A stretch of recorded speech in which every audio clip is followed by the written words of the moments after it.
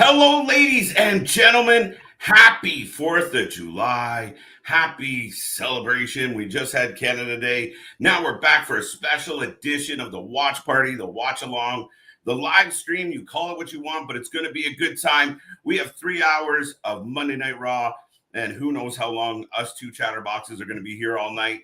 We're going to find out what July 4th has in store for us tonight. Let's go.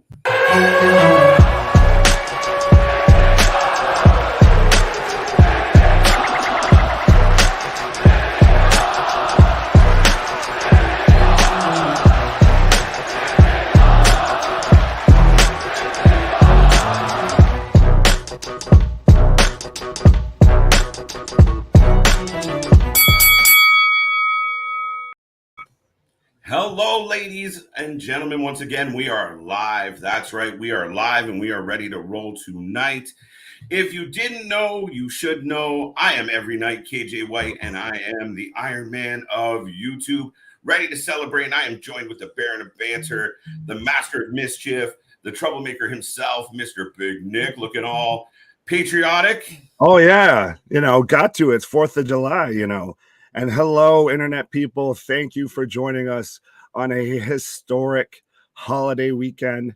In WWE, Liv Morgan is now the SmackDown Women's Champion.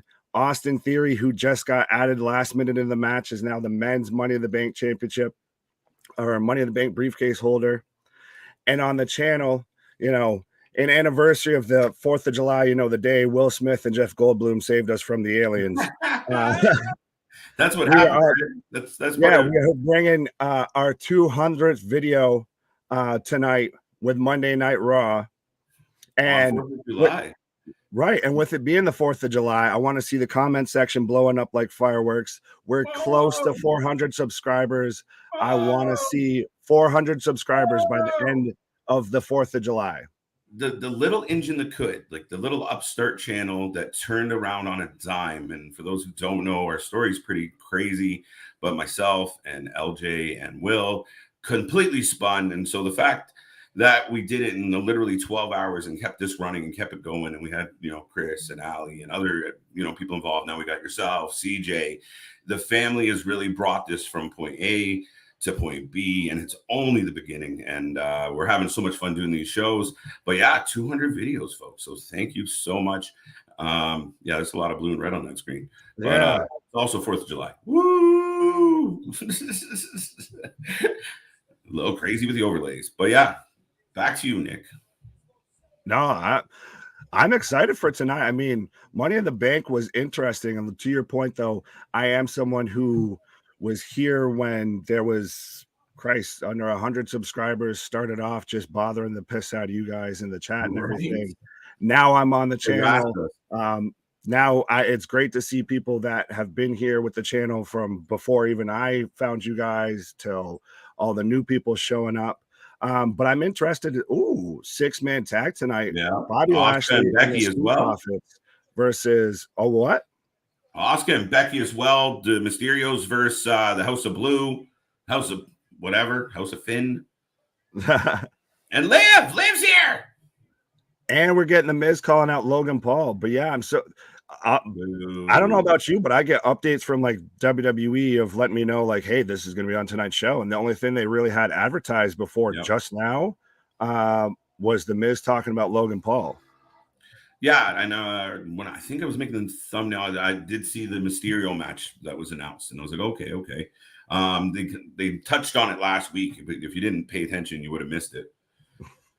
Happy 4th of July from Ronnie. Ronnie, good to see you. Thank you for being here. I hope everybody had a good Monday. We got Monday in the books. Monday's senior tomorrow, so we'll get through that, and then we'll be back here for NXT 2.0. So I hope everyone out there is having a great day. Those who are on a holiday, congrats. Happy holiday.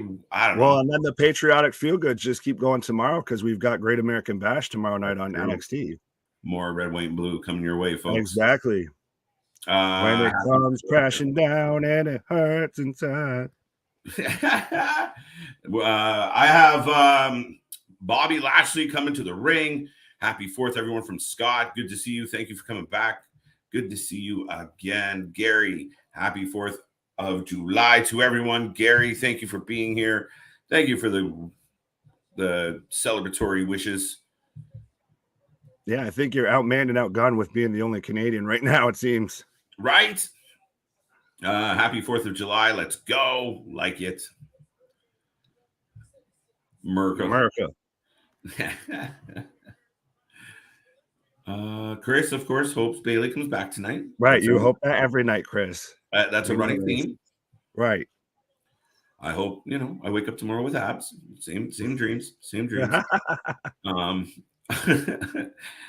Off the rip, question of the day. Ricky, welcome back, buddy. Hope you're doing well. Who takes the title away from Liv? If I were to book it, I'd have Sonya beat her with the help of Ronda and Shayna and have them as a faction, have Bailey on Raw.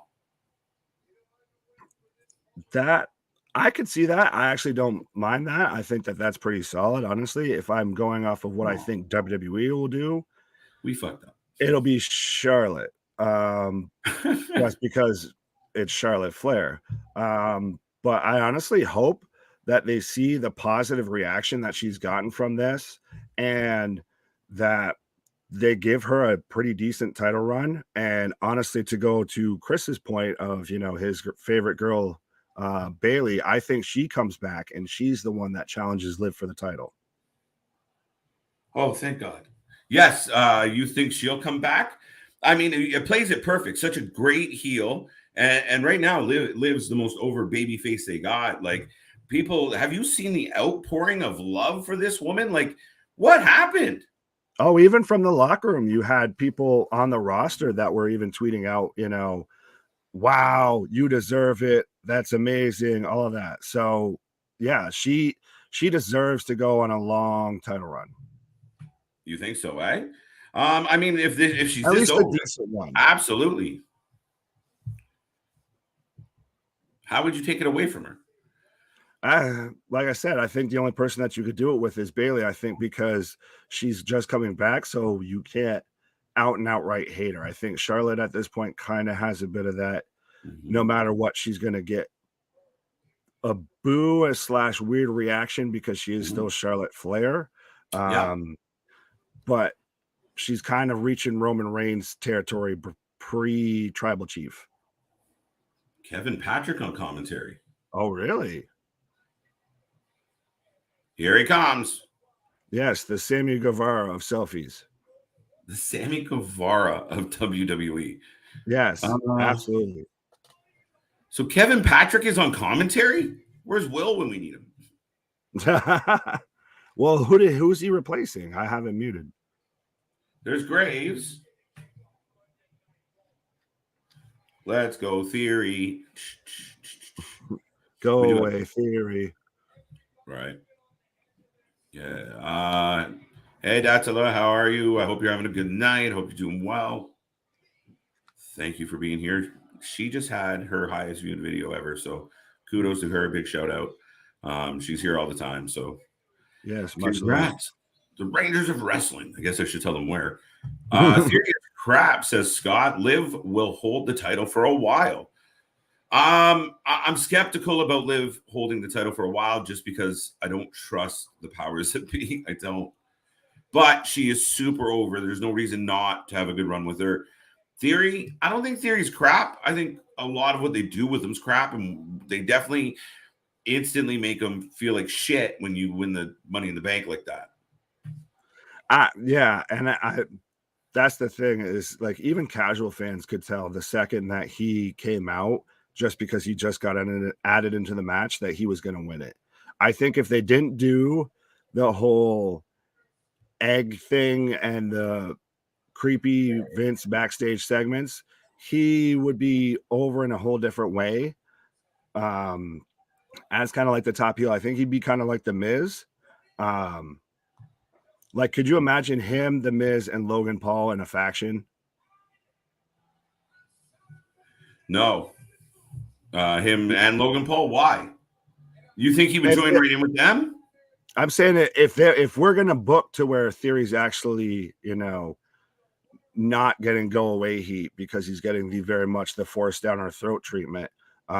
If you made him a sleazy heel and put him with Miz, and you'd have to make Logan Paul a heel, which I think he would fit, especially because, like I said, Austin Theory is just Sammy Guevara, but he takes selfies instead of has annoying girlfriend. So he very much just needs other douchebags around him to make him feel even douchier. Because that's the thing. Douchebags travel in packs. They don't travel solo. Scott says he cannot find us on Spotify. Search Let's Rumble. Yeah. If need be, our I'm looking at it. It came up. I typed in Wrasslin and it came up. What's that? I typed in Wrasslin and it came up. It's the first thing. Well, and even then too, I think our do our Insta handles or anything still below show up on here? Yeah, so they still show up on the ticker, so you can still message one of us and we can still send you the link. Yeah, true. Happy belated Canada Day, KJ. Thank you so much. It was a good weekend. Nice and relaxing. More fireworks. You can't go wrong. Normal Guy, thank you for coming back. Good to see you. Right now, just for those who are wondering at home, we have Theory and Lashley face-to-face in the ring. Lashley's running his mouth. Yeah, I have Theory barking back at him right now. It's just kind of a lazy promo segment. Theory gets a rematch for the title at SummerSlam, even though he's holding on to the Money in the Bank. Wait, so they're saying that he gets a rematch at SummerSlam, so then that means we're not getting the Cena match at SummerSlam that we kind of thought we were getting. I don't know. I think that's what he was alluding to. Maybe the fact checkers out there can correct me, but I'm pretty sure that's what he is asking for. Lacey Evans beats Liv Morgan clean on SmackDown Friday. Right. Yeah, okay. I like that one. Ryan's got a good one there. Yeah, that's the sad part is unfortunately, yeah, that's the thing is unfortunately it's possible. Right.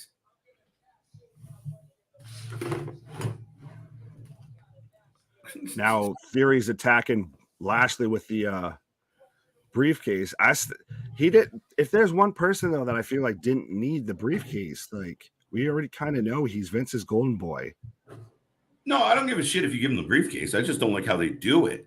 Like, we watch all this fucking build up sometimes, but you're watching this build up and you're trying to be invested in what's going on.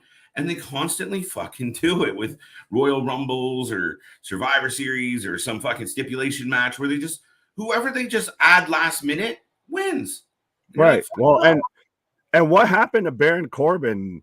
Because he sat there and he won the Battle Royal that they had and was in the Fatal 4-Way that they had at the end still, and he kind of just got fuck all. How low does the company currently think about you when they put you in a Battle Royal, you win it, and they're like, shit, never mind. Try again. Let's try that again. The Magic 8 Ball. Oops, try again. He is, I think, he's, he officially won the Who Gives a Fuck Battle Royal. Yeah. Well, with that being said, I still think him versus McAfee will be a solid match. Yeah, I think it'd be good. McAfee rocking the neck brace at UFC because yeah, I love that. Selling. You were calling it the Bobby Heenan tribute. Yeah, it's the Bobby Heenan for sure. I appreciate it. So Lashley dispels of Theory. It looks like this rivalry is going to continue. Any chance we go belt for Bank? No. Winner take all? I mean, Lashley versus Roman would be good, but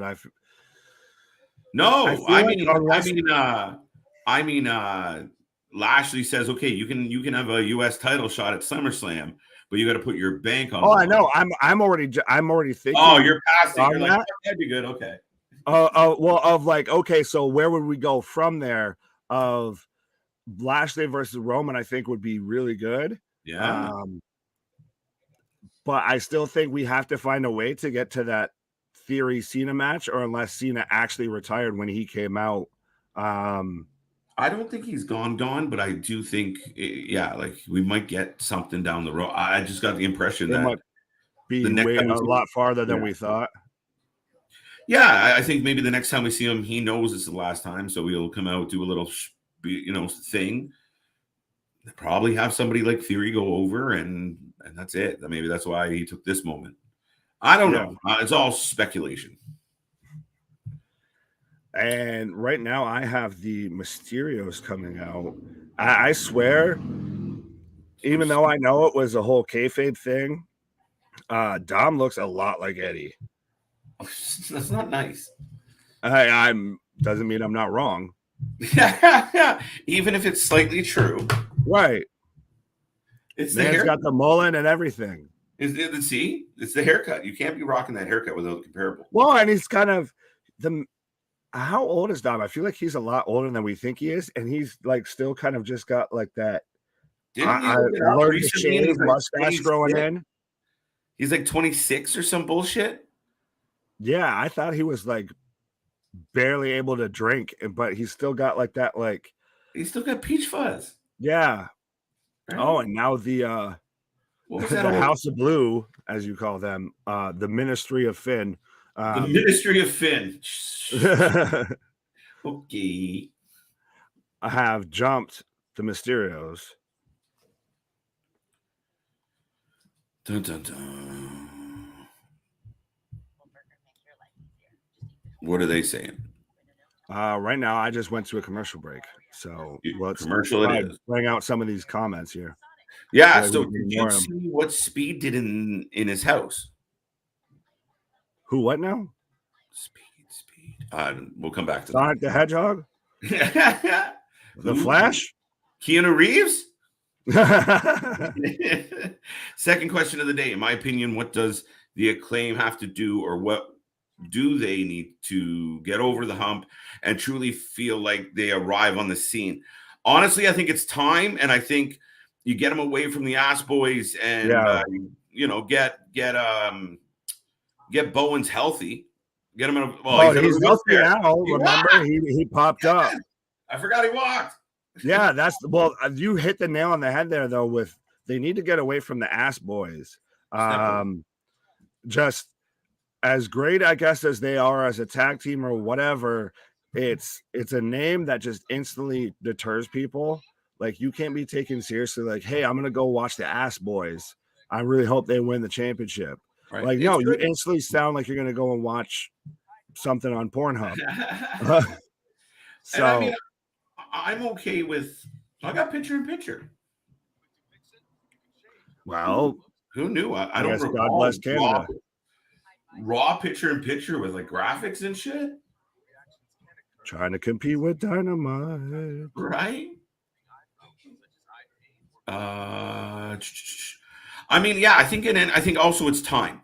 They're growing, they're developing. Let them organically.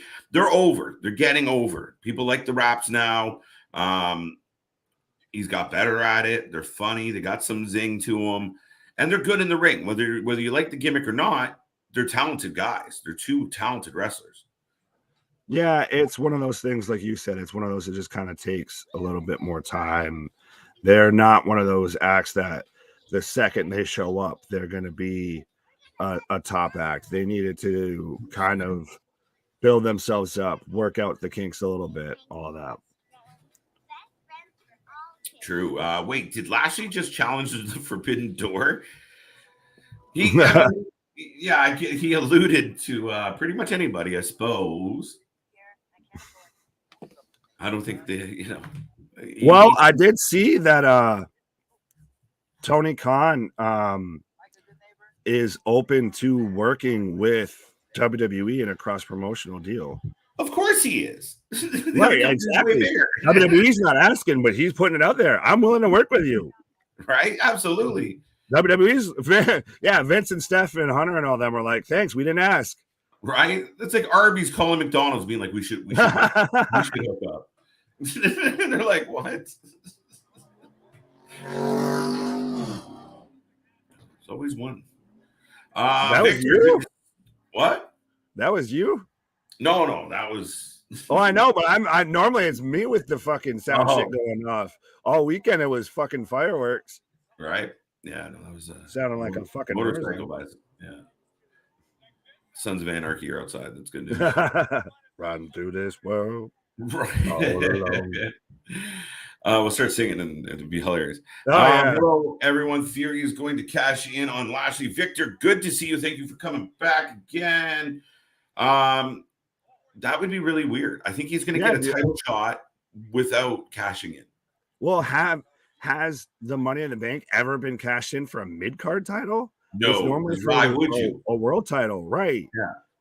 Like, hey, if I was Theory, why the fuck do I care about the U.S. title? I mean, it'd be nice. I'm going to try and still pull my strings to get a U.S. title shot. But right now, especially with a last man standing match between Brock Lesnar and Roman Reigns, like those two men are going to beat the bejesus out of each other. I'm waiting to just sit there and just behind in the corner, ready to, sneak out and cash in. You really think it's going to be good this time? Between Lesnar and Roman? Yes. I feel, and I'm going to catch some heat for this, but that's this decade's Rock Austin. Whew. I'm not saying it's the same quality or anything like that, but it has been the biggest beef going kind of thing, right? Yeah, it has been the biggest thing that they have put their money behind, and I think that it gets overlooked because it's expected to be absolutely on that par, but that's also kind of a once in a lifetime thing, as we've seen. They got close, but it was through no fault, I think, of what they did in the ring. I think it was more of the storytelling behind it. Yeah. What do you got going on your screen right now, sir? I have Damien Priest just tagged in or just caught Dominic going for the 619. Oh, right into the barricade. Right into the barricade. You need me to pause? Nope, not at all. And now commercial. Thanks. Back into commercial. What else we got here, Ricky? I'm sorry, I'm hyped over Theory winning. Think of this as Vince old boy versus new boy. It's interesting, right? A lot of people are saying it is a passing of the torch, and you see the similarities. Listen, I know a lot of people don't like Theory, but you're not really supposed to like him, but he's definitely got charisma. He's definitely confident. Yeah, I mean, it's definitely an interesting angle. And I mean, again, I like that part. Maybe Vince is at ringside, right? Or maybe Vince screws Cena. Well, we obviously have seen lately that Vince likes to be on TV now that he's under a serious investigation. He's feeling chipper enough to jump off the ring steps and all of that. So I'll be right back. Yeah, where was that energy when he was doing the backstage segments with Theory? I did see some comments that implied that it's not the real Vince, kind of like it's not the real Biden. So like people, all right, people, like it's not the real. Not Vince. Everything is a conspiracy theory. It's a fake Vince. Yeah, it's cyborg Vince. It's just It's Five Nights at Freddy's with Vince. It's a guy 5 years younger, so only 75. He's a little more surprised. Oh fuck. Anyway, back to you, Nick. No, now I lost where the hell we were. So how it goes around here, folks. I was gonna say next I'll start going down some, wrestling conspiracy theories. Like there's still so many questions we don't know. Who raised the cage when the Undertaker was hanging, Big Boss Man? Who was behind GTV? I think that was Vince. Yank. It's great for ratings. Choke him. Yeah. Choke him. Russo. Hey, fuck that guy, bro. Right. Yeah, bro. It'll get over real well if he's kicking and screaming, bro. I agree with you about Austin Theory. He is the Sammy Guevara of the WWE. Yes. Gary. I am not alone. No, not at all. Follow the Bald Eagles. I look like Bray Wyatt with his fucking shirt on. Liv is set to face Ronda at SummerSlam. Is that happening? I don't think so. I feel like we kind of thought when Ronda was walking off at the end of SummerSlam that was her kind of saying, I'm done. I'm out of here. Or at least I'm going to take some time off. Yeah, so I really got I don't think we have anything set up for Liv. I mean, shit, she just won it 2 nights ago. Yeah. But to your point, I think Bailey's a great counter to the babyface love that Liv is getting right now. Yeah, well, and I feel like the SmackDown women's roster, especially if potentially Ron is taking some time off, it needs a little bit more star power. Not saying that Liv isn't a star, because that was absolutely a star-making performance. Yes, that was the one thing that you take away from Money in the Bank was Liv winning. But there's a lot of talent on Raw, not quite so much on SmackDown. Right? Is anyone else out there getting picture in picture? No, right now I have Priest and Mysterio in the ring. Wait, who? Tilt-a-World that was a painful ass looking DDT. Tilt-a-World DDT. Count. I got Finn and the kid in the ring. What the fuck? There comes Mysterio now on the hot tag. Am I ahead of you? I got Mysterio going to the top turnbuckle. Let me know when you get about there. Wait, I just reset my shit because I thought I was behind you. I'm coming. That's what she said. That's what she said. I knew you were going to do it. I whispered it first. So it's like the penis game. It's whoever can say it loudest. Right, because we're kids. They're going to make Rey Mysterio lose in his hometown, aren't they? What do you think? What'd you say? I said we're like grown children.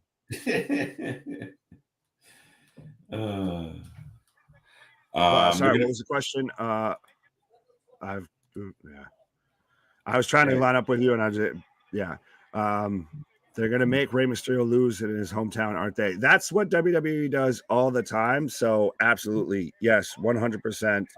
I got Dominic super kick on Finn. It sucked. Looked like he got kicked by his son.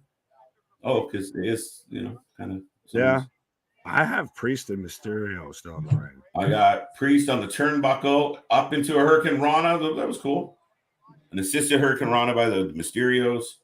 I got Finn going up for the... Have you seen anything I've said? No. Okay, so I somehow ended up ahead of you. I have Finn right now set up for the 619. Now both of them set up for the 619. Okay. Have you seen that? We'll test that out. The fans are like, guys, get to the point. Wait, sorry. Technical issues. Wait, Raw is from San Diego, isn't it, Bailey? From the Bay Area, Bailey. Yeah, I believe she's from San Diego or San Jose, I believe. So I think it's San Jose, but close enough. Yeah. That's why she got Bay in the Bailey. They're like, you're going to be Bailey. She's like, can I have B-A-Y? That's the story I heard, folks. He does. I wish I remember who does what. Yeah, not quite sure at this moment. Sorry, folks. We lose context sometimes. Chatterboxes. All right. Okay, now I got the double 619, so you are ahead of me. What the fuck? So I'm at Finn and Dom. I have Finn just shoved Dom on the steel chair, and I just paused there. All right. We have Mysterio going up top. Let us know let us know at home, folks. Do you have we're getting close to the win, so how you feeling? Yeah, who do we have for predictions here? I think Judgment Day still takes this. Judgment Day has to fucking take it. And they almost got it on roll. I got so Mysterio kicks out. Or sorry, Finn kicks out. Boom, boom, boom. The replay. Happy 4th of July, Resident Evil. Good to see you. Thank you for coming on back. Victor, WWE picture-in-picture. Yeah, see, Victor's got picture-in-picture too. Monday Night Raw has picture-in-picture. Trying to compete with AEW. Now, the question is, are we getting the same amount of commercial breaks and they've just found another way to get more commercials in the fucking show? We got to track that, Victor. We got to pay attention.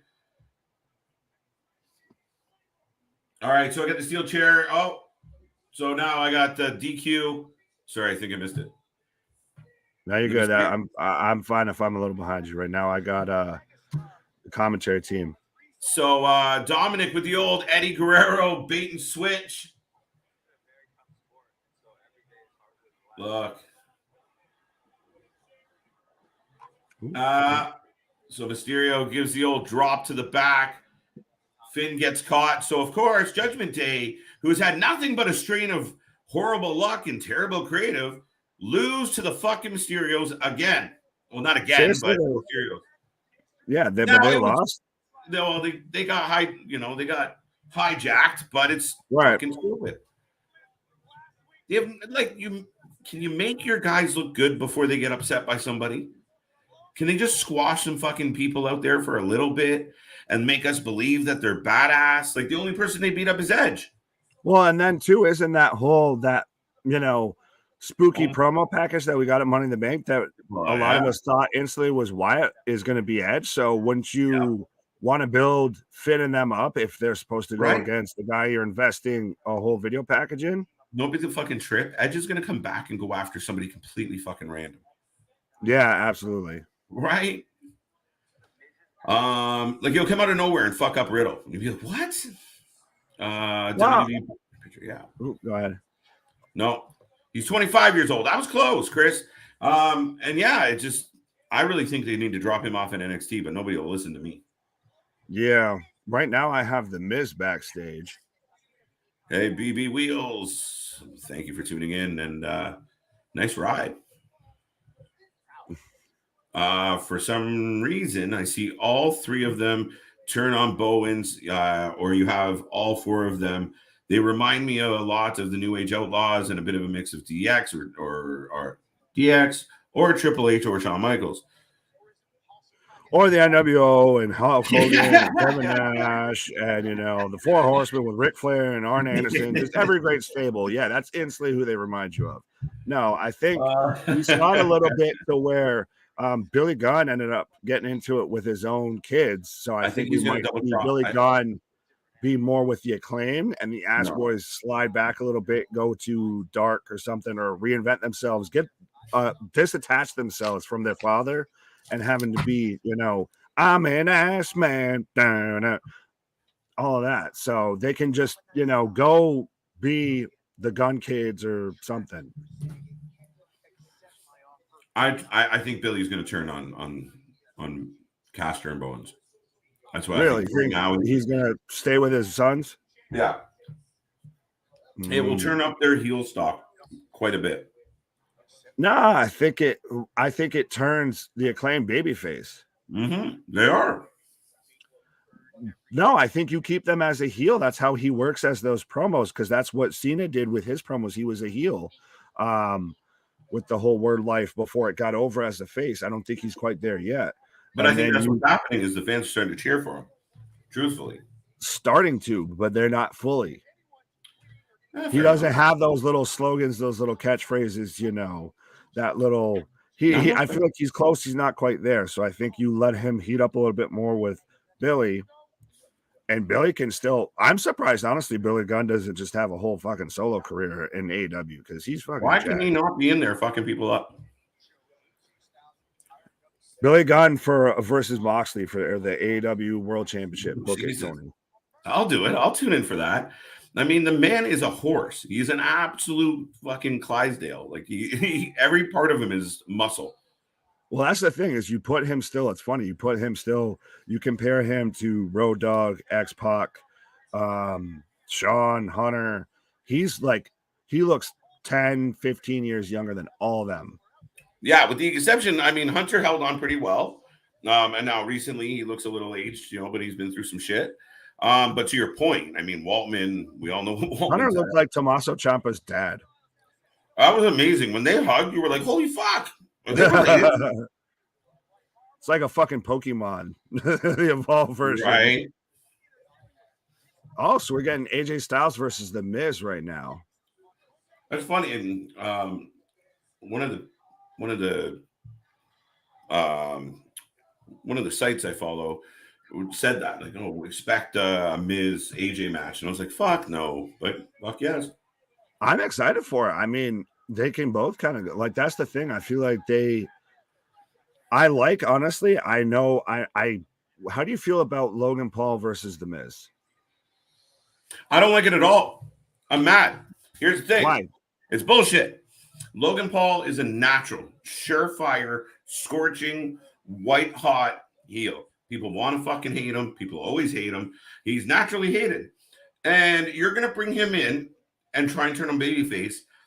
And what you do with everybody that you really need a babyface push on, You bring in the Miz because everyone loves hating the Miz. The Miz is the biggest prick in the company. He's great at it. Why not just let Logan Paul be a heel? And I know they preset this angle at WrestleMania, but what the fuck do you do that for? I think Logan Paul is a heel through and through, and doing what they did to, it's kind of what they did to Ronda. This might fall flat with him as a babyface. Yeah, I could see that. Now I'll throw a monkey wrench in your thought there because I just thought of it on the spot. What if they do a double turn to where Miz becomes a face and Logan Paul becomes a heel? Because I do like this in the aspect of he's going to I very much dislike the Paul brothers. I want that to be clear. I feel like they're amazing for wrestling. Yeah, that's the thing, is their boxing matches are exactly that. They're pro wrestling already, just with boxing gloves on. But they are going to draw eyes to the product. They are going to bring in a different audience. So I do like that aspect. And I know that's going to be really interesting. Sorry, Nick, but I know people hate them and they're pricks. But that's at least they have personality. It's like McAfee, where people were like, he sucks, but it's personality. Right now, you have this poor man on commentary. Kevin, it's not Kevin Kelly, Kevin James. Who is it? Is it Kevin James? Kevin James is the actor. Kevin James. Kevin James. Kevin Kelly. No, that's the other show. Fuck. But it's we'll just call him Kevin. He is dull as a fucking butter knife, buddy. And people are like, oh, it's good. He's not good. He is dull. It's because it's something different. But I feel like, though, like, because you mentioned McAfee, like he came in initially as a heel. Remember, he was with Danny Burch and Pete Dunne and that was somebody good shit. else. Right. But no, look how easily and how quickly he turned to babyface. Now as the SmackDown commentator. I think it's just his personality, and because he's an entertainer. And he makes I do think chant. Right. But I feel like Logan Paul, he has very much an uphill battle with that. But I think because he's not Jake wants to try and fully commit to being a boxer. He wants to actually take fighting seriously. I think Logan Paul can actually commit time to WWE. What's that? That means CJ was right. No, I'm fucking with you. But yeah, I mean, for me, it would have been cool if Logan Paul like popped over the railing one night and kicked Pat McAfee in the side of the head for his intro. Now that Pat's so over, just it plays itself so well, and they could use their own fucking shows to curse at each other. I feel like that runs the risk, though, unfortunately, to where you get into that almost it might bleed a little too close. You might be playing it a little too close to the vest. Do it. That's what we need. That's what wrestling needs. Real, in the vein. Fuck you. Oh shit, they really hate each other, right? Yeah, I want to see it. I want Logan Paul to go by Pat's house with water balloons. Like, come on now, let's go. Brock versus Roman, last man standing. If Theory cashes in mid-match, why would he do that though? Match where you can have Lesnar pin Theory and have Roman lose. Because it'd be a last man standing. We talked about this, I believe, on Saturday. You'd have to knock out both. Have you ever seen a last man standing three-way? No, it's almost impossible. Well, it's not. You just have to knock out two guys, right? But anyone that's even played the WWE games knows even a single last man standing match, you're in for like a solid half hour plus, right? So I'll only imagine you have to knock out not one but two people that can't answer the bell. Triple threat, all weapons, right? And then if one falls on the other, does that technically count as he's unconscious, or is he, attempting to pin the other guy? Yeah, but you can't pin. It's like when Mick Foley, they used the forklift. Right, but Randy Orton sat there and tried to pin Drew McIntyre on top of an ambulance in a ambulance match. So that's the funny shit. Oh shit, we're not supposed to do that. Yeah, dude, put me in. Street Profits. I want these custom jerseys, and the shorts. I want the whole outfit. Oh yeah, I don't know. I think that they're getting over a lot. I think they're going to be like when we had that Usos New Day feud. I think we're getting that now, just Street Profits versus Usos. Oh shit! Logan Paul signing the WWE contract is the most viewed picture WWE Instagram history. Fuck off. Who cares? I was like, there's no way that beat out about a million other picks, all involving butt. It's the most viewed picture on WWE's Instagram on July 4th, 2022. Right. Another picture in picture. It's blowing my mind, Victor. It's blowing my mind. I have Alpha Academy interrupting the Street Profits 4th of July barbecue. Oh shit. Which I don't see how Otis could ever be heel at a barbecue. I feel like that man would be just too hungry and just want too many snacks of just, I needs me some barbecue.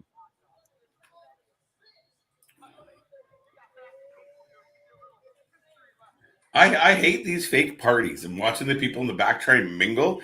I'm like, you fuckers can't even be good extras. Well, that's the thing, is if it was the locker room, like you remember back during like the Ruthless Aggression era when they used to have like the costume parties, and they'd cut back to like catering and everything. That would make it more believable. Like, even if you got to pull people from NXT, Level Up, and the Performance Center, all of that shit, versus, you know. Right. Could you honestly see like pre-show Vince being like, all right, now everyone do a good job. And for those who are not in a match, the tents are outside. Have fun. What? Well, no, I could just see him. So tonight, you know, since it's 4th of July, we're going to have catering outside. We're going to have a nice barbecue. And then next thing you know, cameras are rolling, all of that. They're like, shit. I was just eating a burger, man. Man, that would almost be a better way to do it than trying to tell all these. Oh, there is Riddle back there. Riddle's in the background. Yeah, that's what I was laughing at.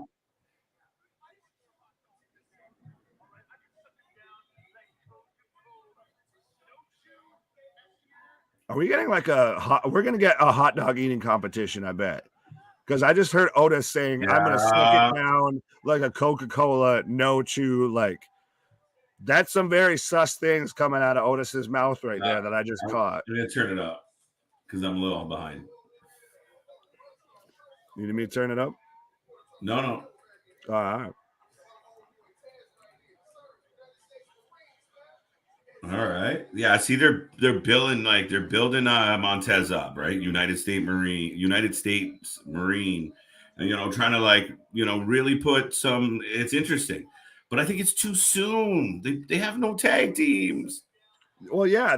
Did you read the same article that I read earlier to where that they want to push him as a singles competitor? But we talked about that during Money in the Bank too, of how there's too few tag teams, and especially they're one of the few teams that feels like they can compete easily with the Usos. So you need to keep them together. That would be breaking them up way too early. And the Judgment Day. I almost just called them Judgment Day and felt like I was screwing up because Edge is in there. Of course. Just attacked the Mysterios and laid out Ray and Dom. Why can't they just win a match? Why do they got to do this hallway bullshit? Why can't they win a match? Their job is to win matches, not because beat each other. Spoopy. Like, I don't want it. Like, I do want to be picky. It's bullshit. You want Finn Balor and Damien Priest to look badass in the ring, have them fucking pin people. 1, 2, 3. Pin people. Oh, yeah. Remember when Damien Priest was on a big match at WrestleMania because of Bad Bunny? And now you can barely recognize Damien Priest? Just saying. Raleigh, good to see you, buddy. Thank you for being here. Hope you're doing well. Like I said, I hope everyone's having a wonderful week or a wonderful start to your week. As always, we are the Wrestling for Life Network, and we are mowing through another episode of Monday Night Raw. So far, not so bad. I don't feel like we're hitting any big lulls or fatigue yet. It's early, hour 1. It's the July 4th, spectacular, America, fuck yeah. Tried not to swear there, and I just couldn't help myself. Now we're getting AJ Styles versus The Miz, which on paper would be a pay-per-view, towards the top of the card match, and this is just the second match on Raw, if that. Yeah, second match on Raw. 7,000 people. Wow, not a lot of people. That's Yeah, but Raleigh, it's a YouTube show. Like that's what it's equivalent to. So Right. I get Look it. I'm at not that as NXT like level up. Yeah, at best. I mean, it's not. Yeah, I mean, it's about the same. But yeah, I mean, unfortunately, 7,000 isn't a big number when you got 350 million people in one country alone. Yeah, I mean, 7,000. I mean, some channels do 7,000 views in a night, Right. or 9,000. Yeah, right. Like, Yeah. I mean, Raleigh, I hate to be braggadocious, but I mean, that's what we did on Money. That's what this channel did We did on that and more. What the hell are you and talking more about? on Money in the Bank, right? No, I guess we're more popular than AEW Dark Elevation. Yes! But I was trying to be nice and saying, hey, that's their NXT. That's their NXT level up, honestly, because Dark's their NXT, Dark Elevation's their NXT level up. But if you're talking about them getting 7,000, I mean, I don't want to brag, but we did do over 9,000 views for Money in the Bank, and like I said earlier, I want to see us reach 400 subscribers. We're just about there, especially in honor of the 4th of July. Yeah. And I want to see that. I know we haven't been the greatest at comments. We suck. Try and get better at it, but I want to see these comments blow up like fireworks that you're probably going to hear going off in not too long from now in the background of me. In the background of the Oval Office there. I will see him in the window. Yeah, exactly. Don't worry, this isn't Olympus Has Fallen. The president's not under attack. I am officially the president of wrestling. I am completely fine and safe in my bunker here. The president of wrestling news. Yes. Dun, dun. Anyway, right. The plan is Ronda versus Liv. Listen, I believe you. I'm curious. We'll see. But it really felt like Ronda was like, bye for now. Yeah, but that was I didn't like that she lost and then she didn't give a shit that she really lost. Just like, okay, bye. Like we talked about, she's there for a paycheck.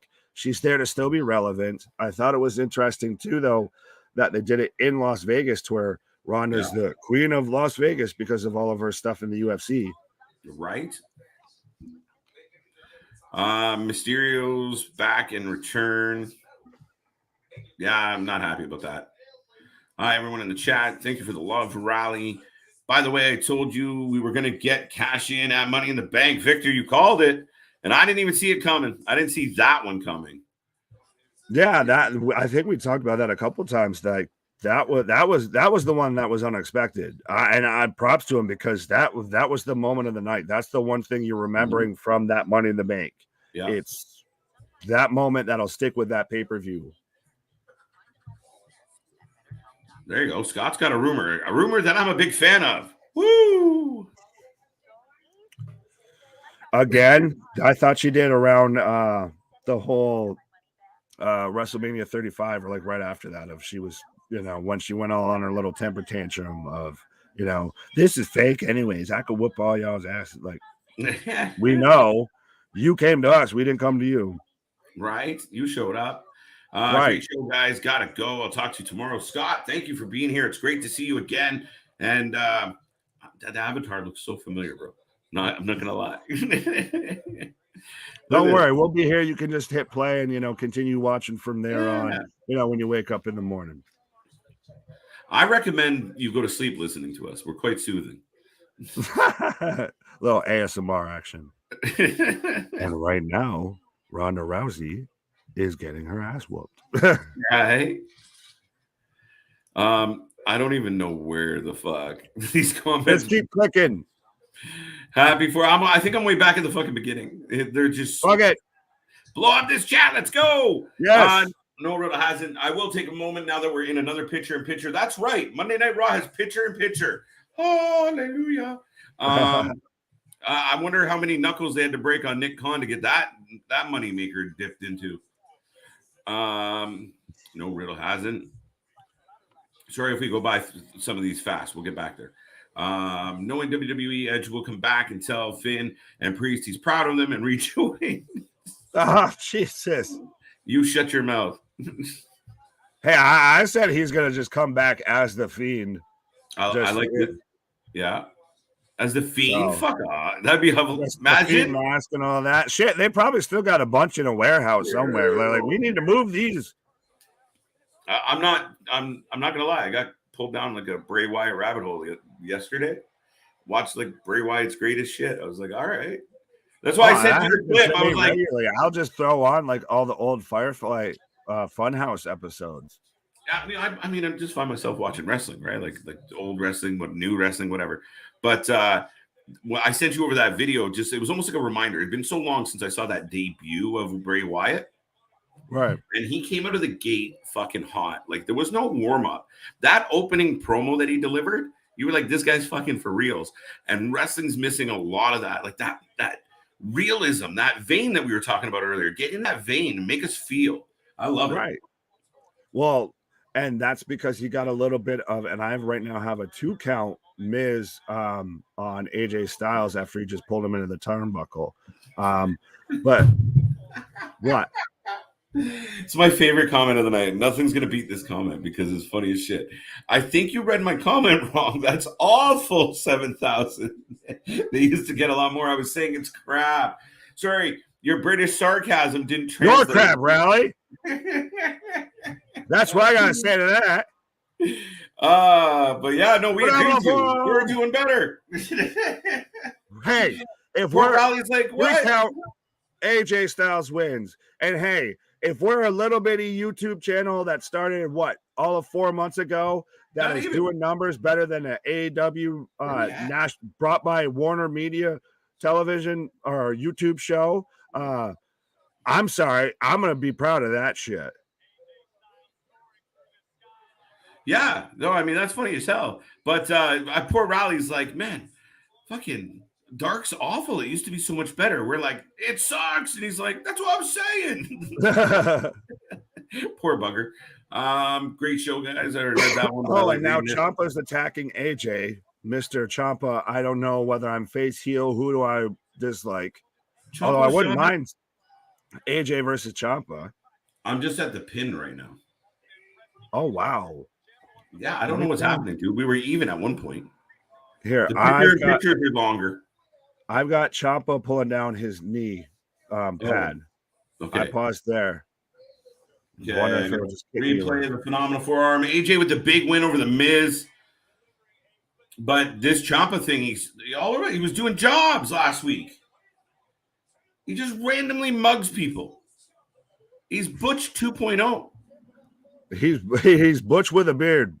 Butch with a beard. There's a joke in there, and I really want to stay on. So I'm going to let it go. I think Ronda Rousey did not sell Liv Morgan at all. No, it was just like, good job, beat me, nice roll up, bye. Well, I thought Liv was going to fail cashing in when Ronda instantly rolled her up into an ankle lock. I was like, no way they're going to do this and just instantly make people hate Ronda. The knee pad's down. Miss. Pele kick. Oh, God. Right there. It just keeps kicking me ahead of you, so I'm going to just be ahead of you. All right, just be ahead. I'm in the Oval Office. I guess I got to be a little bit ahead. Right, there you go. But yeah, to the point. But yeah, when she hooked that ankle lock and Liv, to her credit, sold the fuck out of that ankle lock. When she grabbed her and spun it, Liv just started howling and like panic in her. Complete scorpion. Like, I was like, we were live, like losing our mind. She's gonna lose it. She's gonna lose it. No, she didn't. But well, that's the thing, is it had such that chaotic energy. And again, I believe I said it before that Ronda was the best person to cash in on because you don't expect her to lose because of it's Ronda Rousey. Right. Mm-hmm. I was completely in complete agreement with you on that, Nick. And I was saying it all night long. And it's not the first time, and it won't be the last time that I look at like a complete putz. But I was like, they're not going to lose the belts, so it's fucking pointless. Like, there's no cash in tonight. And Victor called it. You were like, I don't know. We weren't sure, but I really was against it, and I was wrong. Oh yeah, well, that's the huge moment.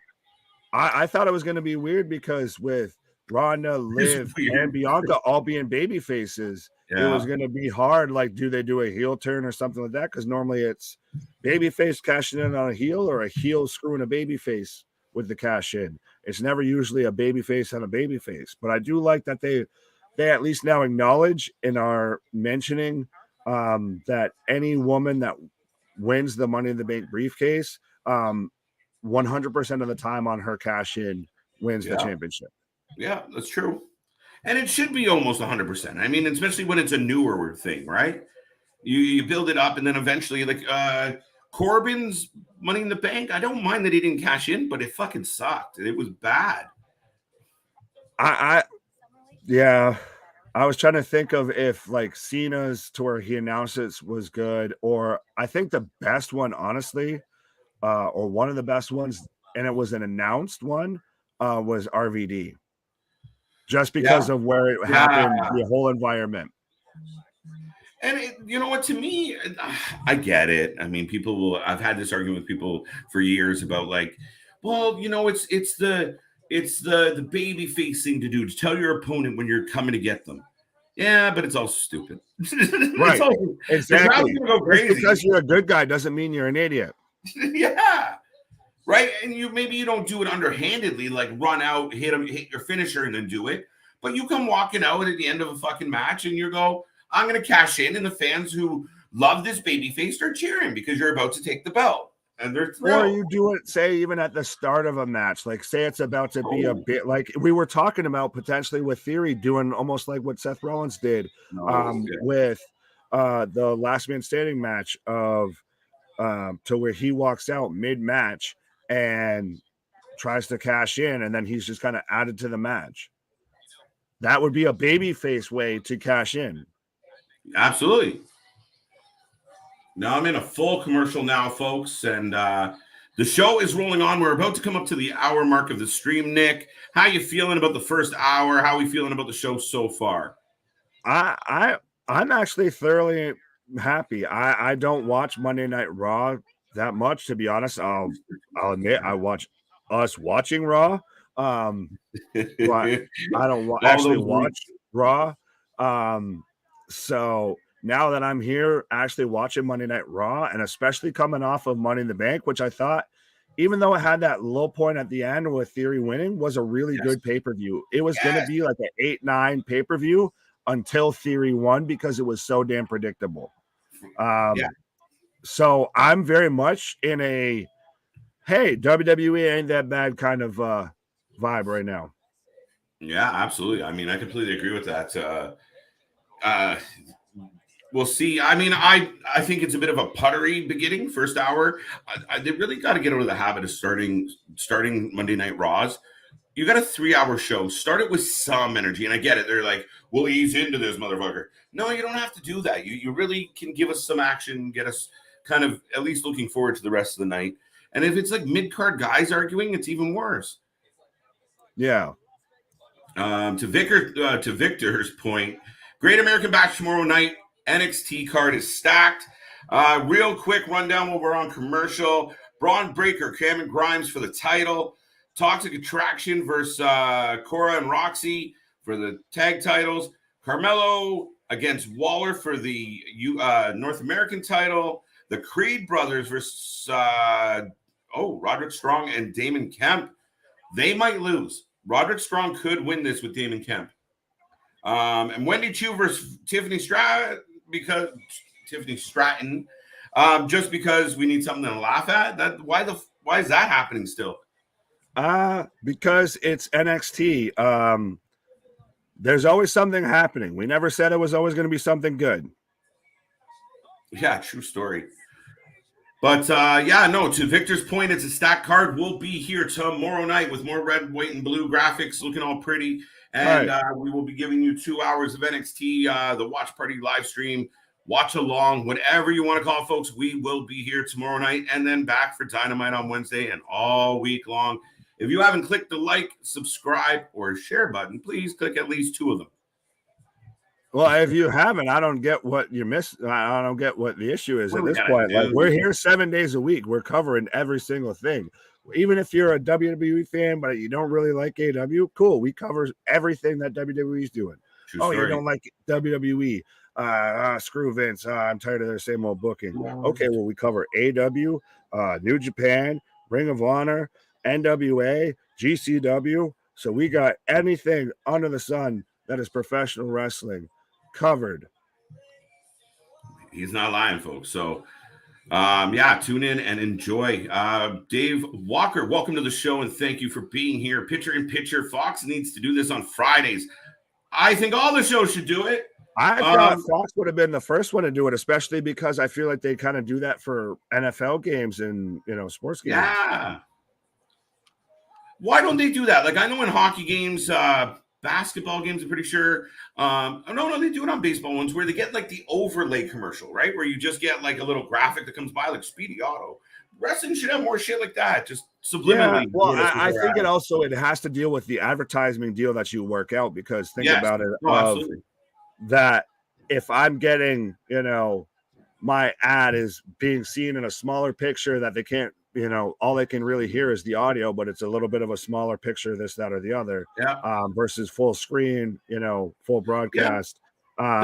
Maybe we skim a little bit off the price tag here. No, absolutely. So that's a weird go-between. Size matters, my friend. AJ wins. Oh my God, who's on my ringside? I don't know, Ricky. I'll have to take a look. I don't know, but she better know size matters. Kevin Patrick, JK. I called myself JK. Just kidding. KJ, the new Raw presenter. Yes. Yeah, I'm still getting the end of the package. That's presenter on the kickoff show talks to the.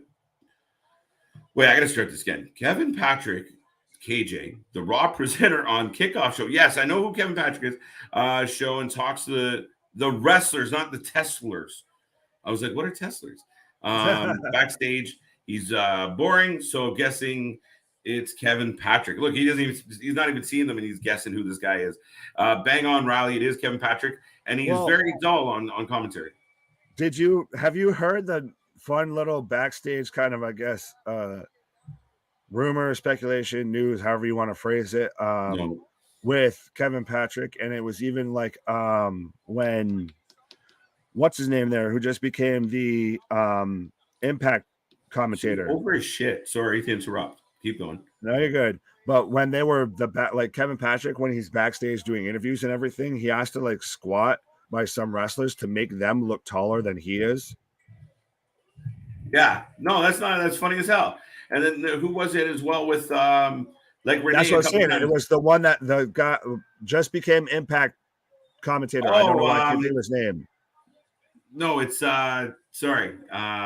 Just off the tip of my tongue, because I was also thinking how they used to out like Renee and stuff, where we're in barefoot and but who's the guy doing commentary with help us out, folks? I haven't watched Impact enough lately. Staying solid.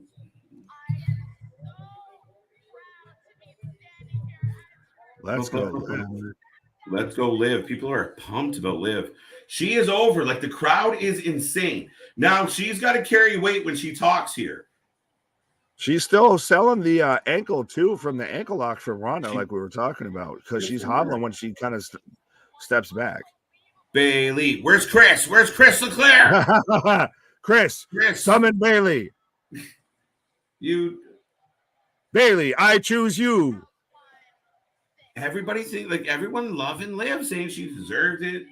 Oh, absolutely. Well, she's gonna give a baby speech. What's that? It's gonna be a big baby speech. I'm looking forward to this.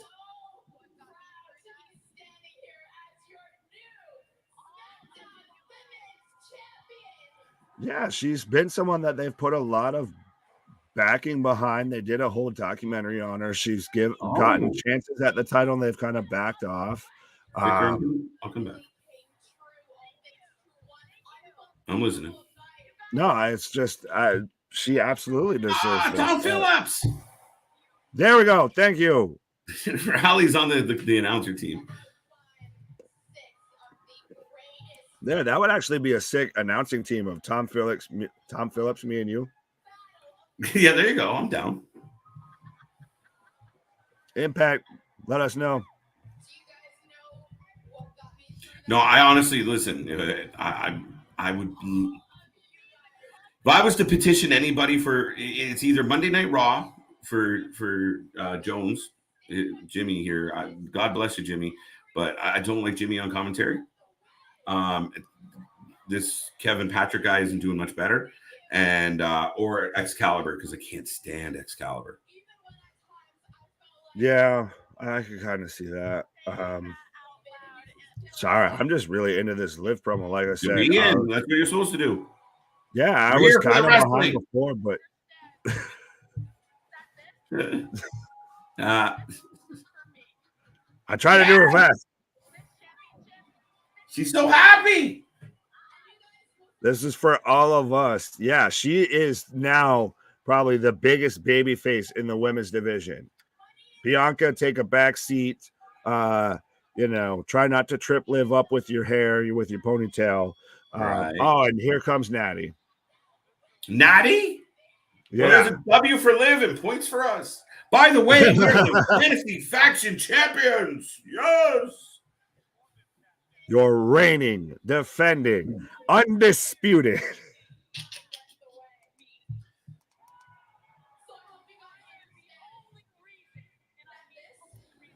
Shotzi. Why not? Did you see? I guess because I went back and watched Money in the Bank. Did you see how Shotzi like busted herself open? Like she was very sloppy in that match. Yeah, that made me scared. Yes, all the above. Very sloppy. We said the first couple matches, even Theory and Lashley was clunky. Oh yeah, he instantly came up bleeding to the point in his mouth to where the point where they had to address it on commentary. But in the women's Money in the Bank with Shotzi specifically, you had her having Liv up on her shoulders, and she just kind of falls over backwards into the ladder that collapses and almost takes Alexa out of the match. And then she had the spot to where she like misses back body drop on Sasha and like cracks the back of her head on the ladder to where when you saw her later on, she had blood on like her face and everything just smudged.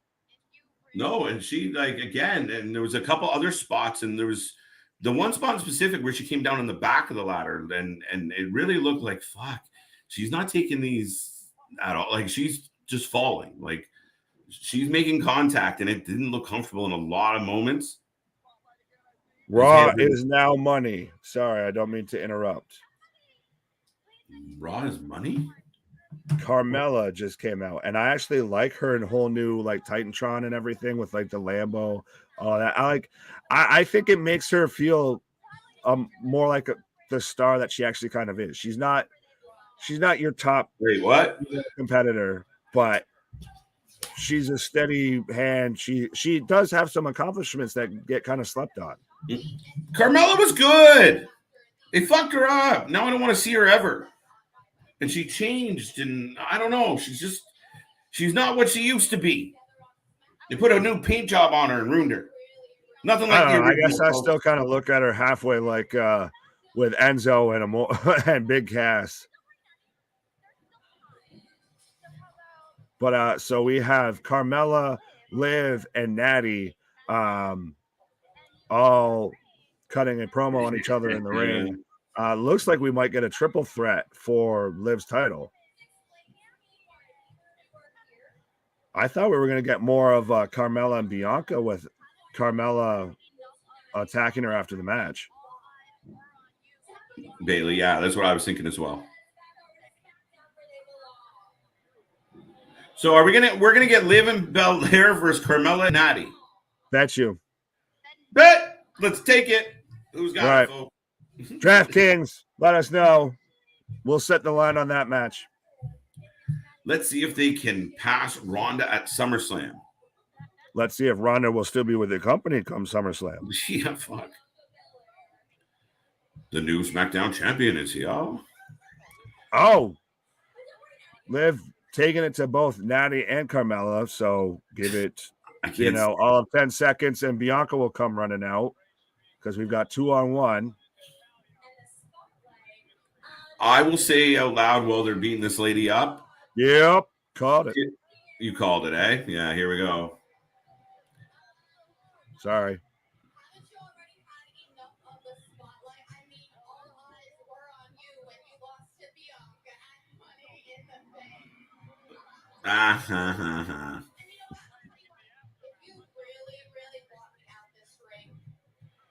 No. Here comes, I bet you now, here comes Adam Pearce to make a make it a tag match. Absolutely. Yup, fucking called it. Right, here we go. We're more than just pretty faces, folks. We have beards. Tiffany Stratton has a good look, and she's good looking. You need me to tell you. Tiffany Stratton is one of my least favorite people in all of wrestling. I'm saying it out loud. Tiffany Stratton is I don't like her at all. Not even her look. Well, to me, I don't give a damn if she's just good to look at. Like, she does still at least need to be able to do something in a professional wrestling ring. Mm-hmm. If I wanted just something to look at, there's 18 million other things that I can do to do that. I don't go to pro wrestling just to ogle women. I want to see actual good professional wrestling. I'm sorry, I'm a bit of an old schooler fan of that. I still, but she doesn't even have that appeal to me. This like a sport. Like, this is literally sports meet entertainment.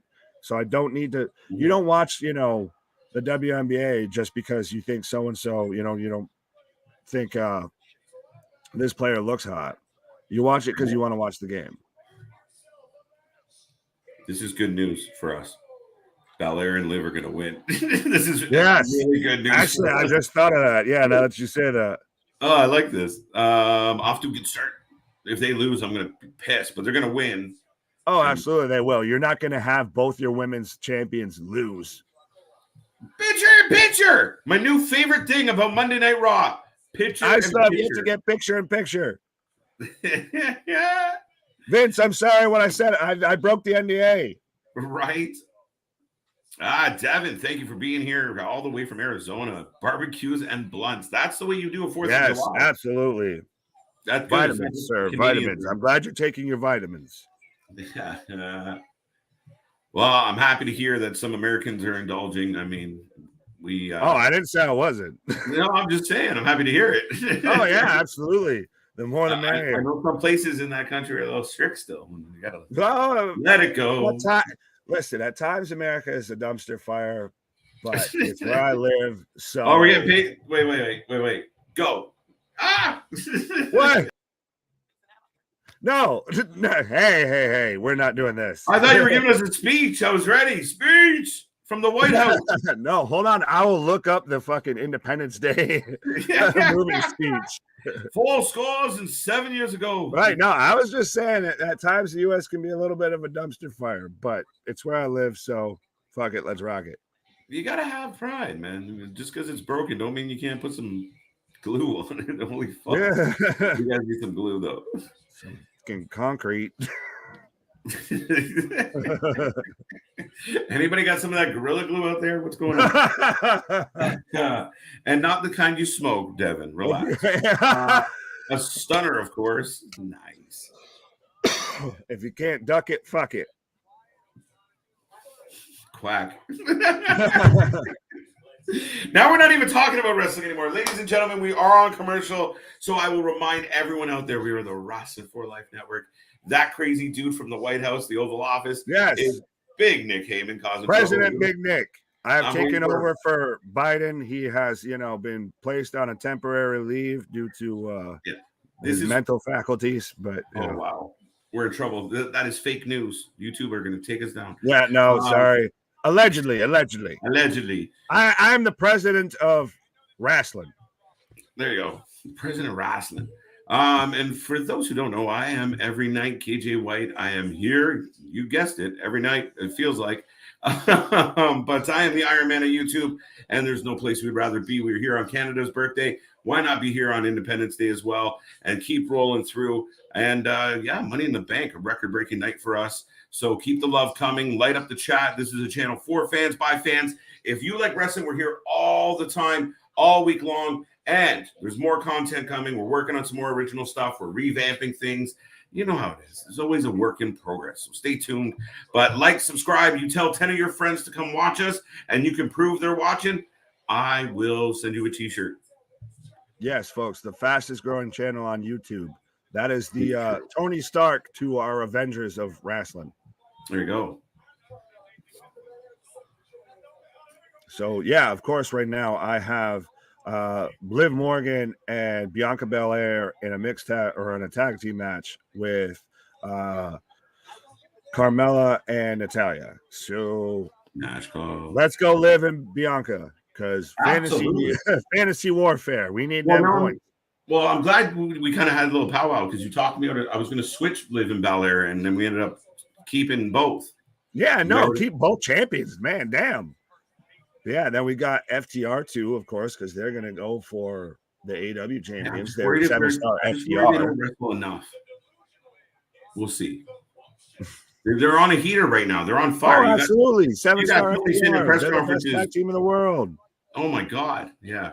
Tony, the whole talk about, well, they got new music. That's why they're over. Fuck, they were the world's best fucking tag team for 2-3 years. Easy. And it was the music. It was the 1980s fucking Midnight Express duplicate to fucking put them over. Amen. Did you see he lost his SHIT because about the whole leak about I'm illiterate. Orange Cassidy getting his old theme song back? Oh yeah, he was pissed. No, it's not, that, we all knew Claudio was showing up or anything. We give a damn though about the music. Like, at times, honestly, I get he's very much like if one of us just got handed like $1 billion and said, here's a wrestling company, go. Yeah. But at the same time, like, you also own other businesses. Like, your dad you're part owner of the Jacksonville Jaguars. Like, do you act this way around them? Like, do you just go up to in a boardroom, Trevor Lawrence, and just like give him a hug and just like, I love you, bro? Like, just standing on the field hugging the quarterback. You're doing a great job. Right, exactly. Like, are you pissed that, are you thinking that we're winning because, we've got new pyro, or because we just signed this big free agent? Like, bro, treat it as a business. Like, I get you like it and it's entertainment and it's what we're all fans of, but you're the one in control. You do have to at least kind of act like you're in charge. Yeah, a little bit. Like I said, I mean, it's a weird dynamic, and that's where I think you see. I mean, and it would listen. I'm not hating on the guy. I mean, we figured out he's around our age, so somebody handed me an endless fucking piggy bank and said, book all the wrestling you want. I guarantee you, the first 12 months to 2 years, it's going to be an absolute fucking shit show of what you get coming across, because I'm just going to be mad with power. Like, put them all in a match. Fuck it. No, see, that's why you play WWE 2K22 and you play GM mode and you use that as practice. Yeah, but when you have billions and you get bored with shit like that. I'm bullshitting. But yeah, I said it all along. Taking action figures and smash them together. All right. In all fairness, we should give some respect to the ladies. And right now, for me anyway, they're going back and forth, but I have a suplex coming, vertical suplex. What do you got? I got commercial. I already seen the suplex. I already called it. There you go. Belair chasing Natty out of the ring. Carmella kicks her in the side of the head. Carmella has a good lady super kick. Oh, absolutely. She has one of the best super kicks. Like, and even I like that move that she does to where she'll manage to whip her foot up to the top turnbuckle and throw her opponent into it. Like, she's very athletic. And like I said, she's starting to get over with me, honestly, of at least being very underrated. I feel like, when Miz said that he was the only 2-time Money in the Bank winner, like, no, you're not. Carmella's done it twice. CM Punk's done it twice. So I don't get the selective history, but I do think that she's underrated. I think she's underrated because once upon a time she was really good as a babyface. When she first broke in, when she was with Enzo and Cass, she was good. When she broke away from them, she was good. When she was with Ellsworth, not as good, but still a really good heel. She could really fucking wrestle. She can wrestle. And then as she evolved and they kind of botched a couple repackaging of her, and then it just got to the point where she's in the ring screaming at the top of her lungs like a mad person. To me, she's the female Seth Rollins. A little bit. I could see that of the whole, like when she would go outside the ring and put the mask on, and because Corey like goes so far one-sided, but I did like when I rewatched Money in the Bank and could hear Pat and Corey go back and forth with each other. I did like that he did kind of call him out that Corey goes way one-sided with Carmella.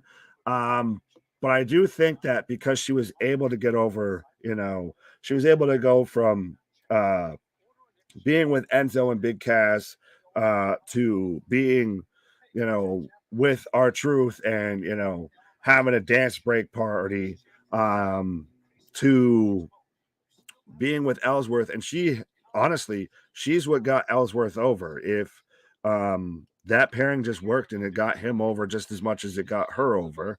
And then she got into the whole Mela is money and she's the most beautiful woman in sports entertainment and would wear the mask at times when she would wrestle to protect her face. Like I said, I think she just gets kind of forgotten because unfortunately you have people like Becky Lynch and Charlotte Flair and all these other people that have already multi-time reigns. Like Charlotte's already almost chasing down her father with world title reigns. So I think because Carmella only has a few that she kind of gets slept on. But I am still in picture-in-picture or commercial. I still have yet to get picture-in-picture. But yes, that is Vince. Let me see if I can get this right. Yes, that is Vince. And I'll give you a little Easter egg. Over in that corner, in that picture, is another member of the fam, or a member of the fam. That way, I guess I don't limit it down to only certain people. That is a member of the fam. I will let you try and guess in the comments who that is, if you can make that out. Yes, Chris, I know you want Bayley. We get that. I want Bayley just as much as you do, but I do think that she's going to end up coming back on SmackDown, and I honestly don't mind CJ's idea if she comes back at the Royal Rumble and she ends up winning it.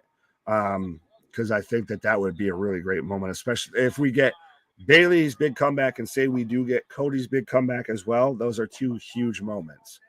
And right now I have Bianca reaching for a hot tag to Liv, who gets broken up by Natty. Who do you guys have in this match? I know that this is kind of spur of the moment, and we've kind of thrown out our picks just because of our whole fantasy faction thing. But who do you guys have winning this? Do you guys agree with me that Carmella's, underrated? Do you think she's overrated? You want to just kind of go away and go, spend time on her honeymoon with Corey? Let me know. And yes, cat is out of the bag. It is CJ, Mr. Brand, the Universal Champion of the network, in the other picture, and Liv with a big running knee to Natty in the corner. Liv and Natty right now are the legal women, and Liv is on a tear. 1, 2. Carmella breaks it up.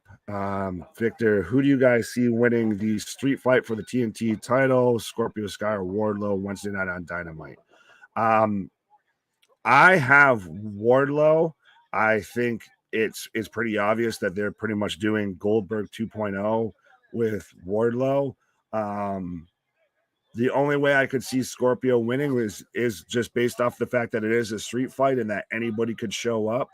I honestly wouldn't be surprised if maybe we see MJF show up and he interferes or costs Wardlow the match.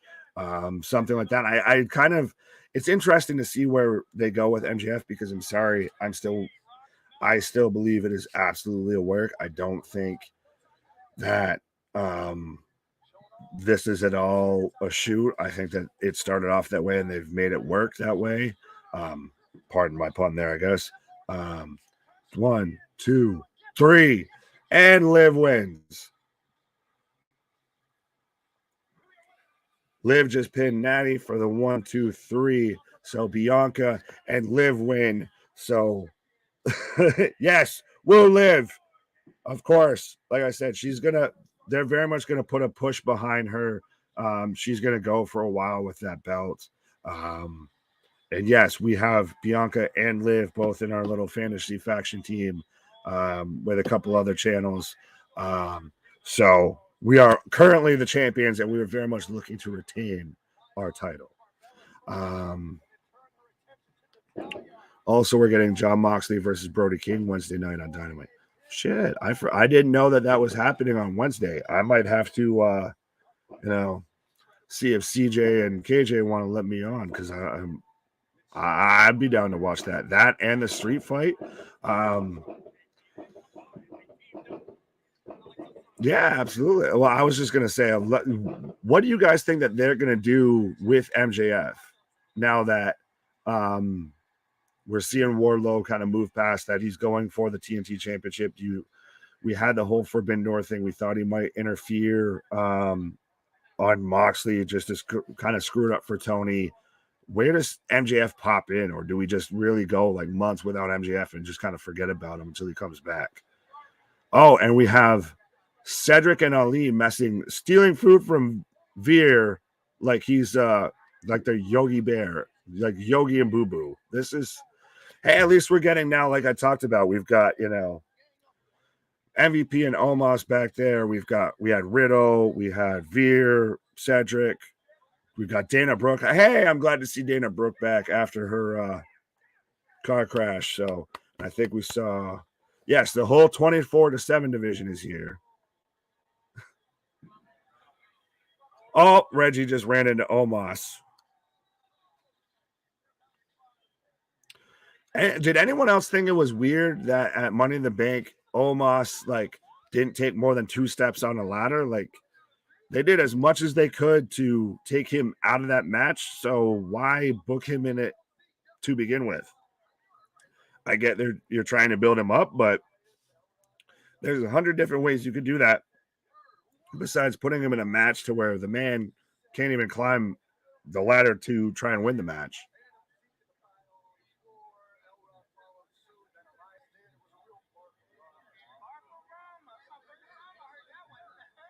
Sorry, we just have Ezekiel talking to the Street Profits about how him, Elias, and Elrod, the still infamous Elrod, have kind of had a little bit of a barfarama lately as he's pouring ketchup on his hot dog and just squirted it all over, over Seth Rollins. Over Seth Rollins' shirt that looks like your grandmother's drapes. They're very dainty and doily white. So it looks very much like we're now going to get Ezekiel versus Seth. I wonder if this still has to do with the whole speculation of where's Kevin Owens kind of been. I know me and KJ have talked about it quite a bit. Oh, and Seth just laughs like a fucking lunatic. Oh, thank God he's actually halfway taking this seriously. But yeah, I would have thought that this would have been a KO spot because I thought it was Ezekiel and Kevin Owens that had a whole feud, but it seems to be I don't know what's going on with Kevin Owens. I don't know if he's injured or what exactly is going on with him, but I'm surprised that we're getting now Seth Rollins involved in this. Yes, absolutely. I got fireworks going off in the background right now. I want to see this chat blowing up like fireworks. And we are under the 50 states that are in the continental U.S. away from 400 subscribers. So in honor of USA's Independence Day, I want to see 50 subscribers, one from each state, and we better make 400 subscribers by the time we're off this stream. Otherwise, I'm saying you're unpatriotic. I'm just kidding. But no, absolutely, folks. Let us know what you're thinking tonight. It's our 200th video tonight. Like I said, we're just close to 400 subscribers. We are the Wrestling for Life Network. I know it is just me right now, but we do have KJ, CJ, Will. We've even had Ben from Soul Sessions hop on a time or two. We've had Allie, Chris, LJ, Peter, Paul, everybody. Mary, sleepy, Right. dopey, happy. Absolutely. Like I said, this is the Avengers of wrestling right now. Right. Speaking of that, as I say that, I get an ad for Thor, Love and Thunder. Love and Thunder. It's my nickname. You bring the hammer. Bring the hammer. This guy.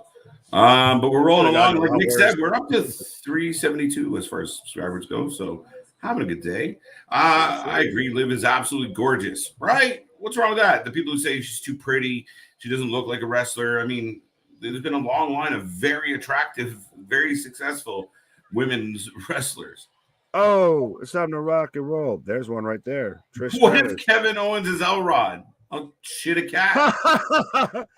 Well, I mean, when he came out as when he was trying to do his whole Ezekiel thing, he just looked like drunk Kenny Rogers from Mad TV of hi, I'm Kenny Rogers. Welcome to Jackass. Hey, KO, you need a stunt double, buddy. Exactly. Well, I was going to say that's why you haven't been on TV, Mr. KJO.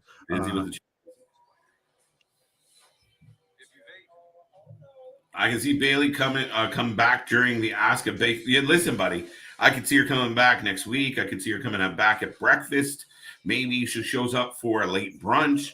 I was going to say, Chris, I think you see Bailey coming back in your dreams. Like, maybe think about someone else besides Bailey. Like, there are other wrestlers out there, sir. I understand you really like her, and everybody needs their favorite one. But Nick, you're allowed to have other choices. It's because you can't blame Chris. I mean, he's a big fan. She's a great wrestler, and in the famous words of Sir Mix-a-Lot, Bailey got back. Yes, but she is not the only one. What's up, Anthony? Good to see you. Welcome back to the show. Thank you for being here, bud. What up? Zeke is going to get a curb stomp. He's just standing around the barbecue holding his wiener. Just, hey, guys, how's it going? Zeke, put that away.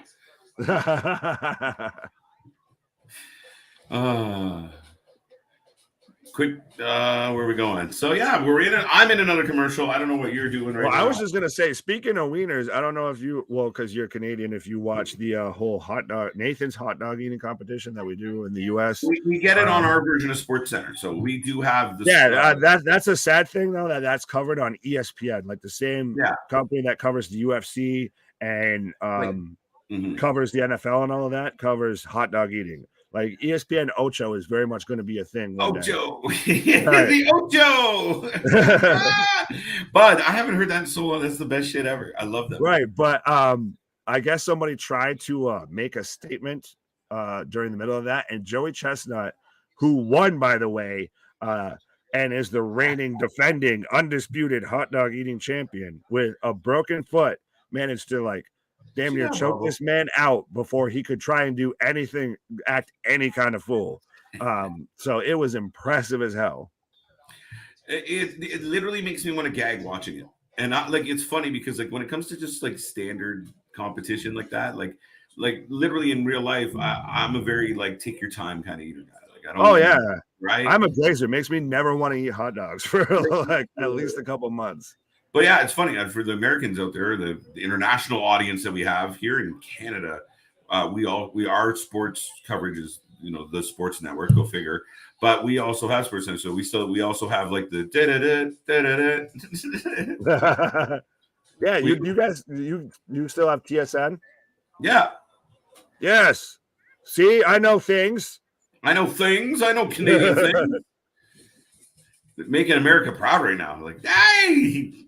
Hey, I grew up by the Canadian border and everything. I used to get CBC, CTV, nice. All that. That's why I think it was either Friday or Saturday. I said you're the tuning to my loony because the $2 and the $1.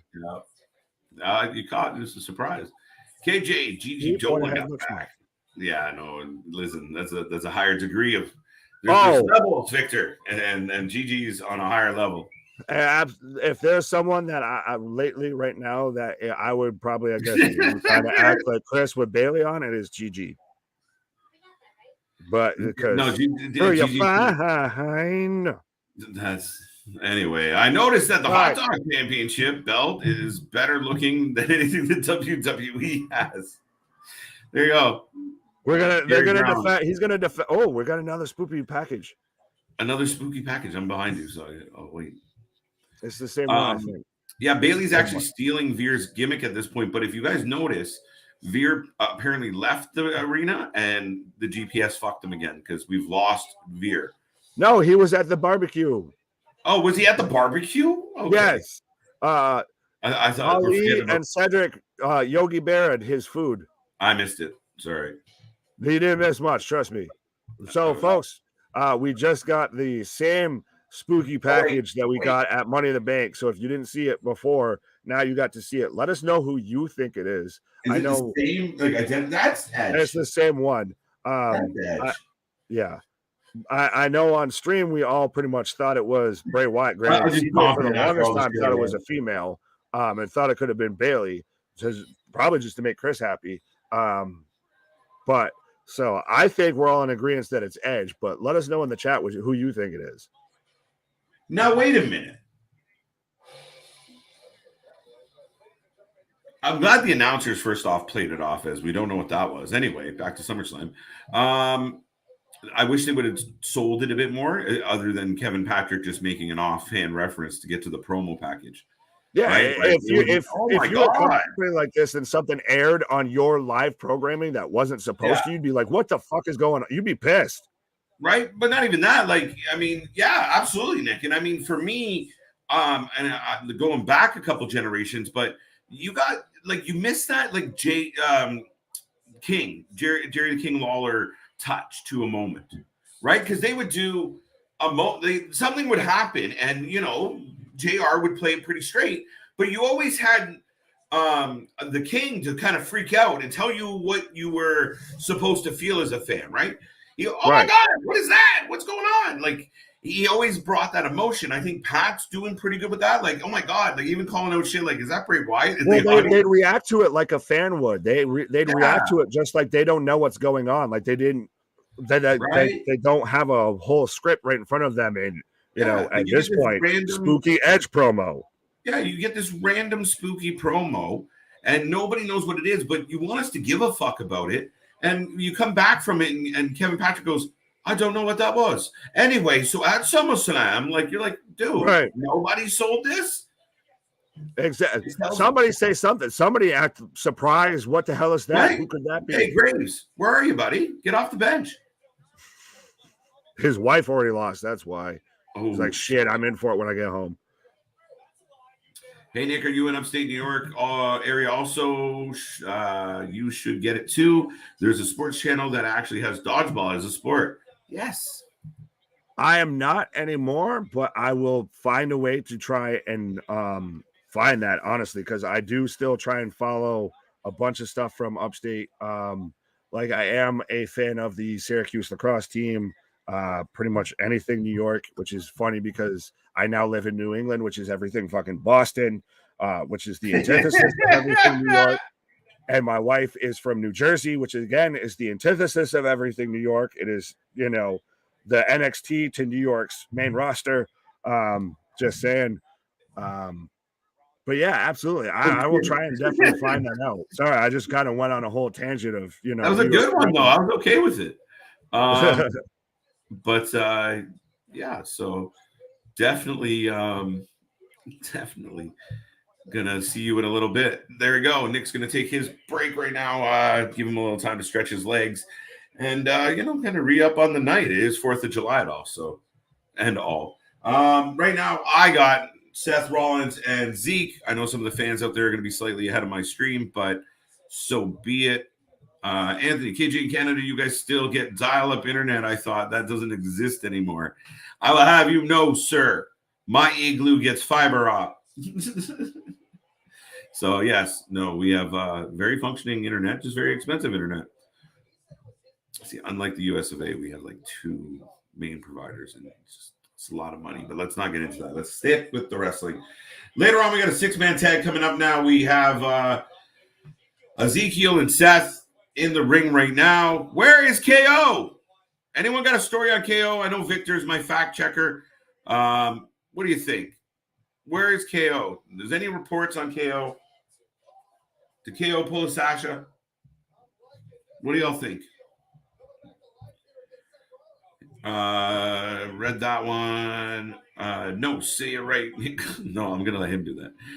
KJ, I did not call the spooky package as Edge first call as it dropped. I also didn't call it Edge. I didn't really see a lot of it because we were kind of doing this.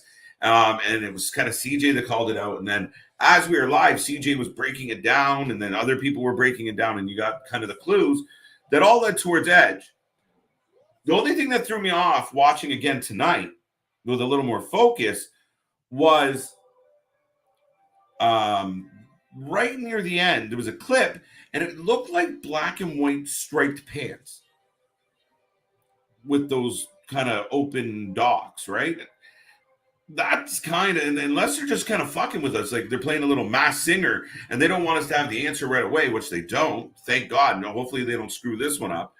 But for me, it's an interesting little thing. But was I the only one that saw that? Did I blink and have, a Bray Wyatt flashback? I don't know. But maybe there's a few things in there. Maybe we're just assuming.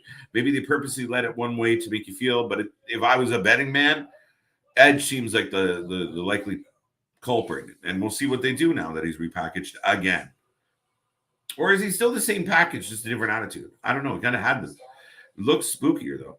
I just rewound it, and I'm confused. Isn't an Olympian? There's a gold medal swinging in the video package.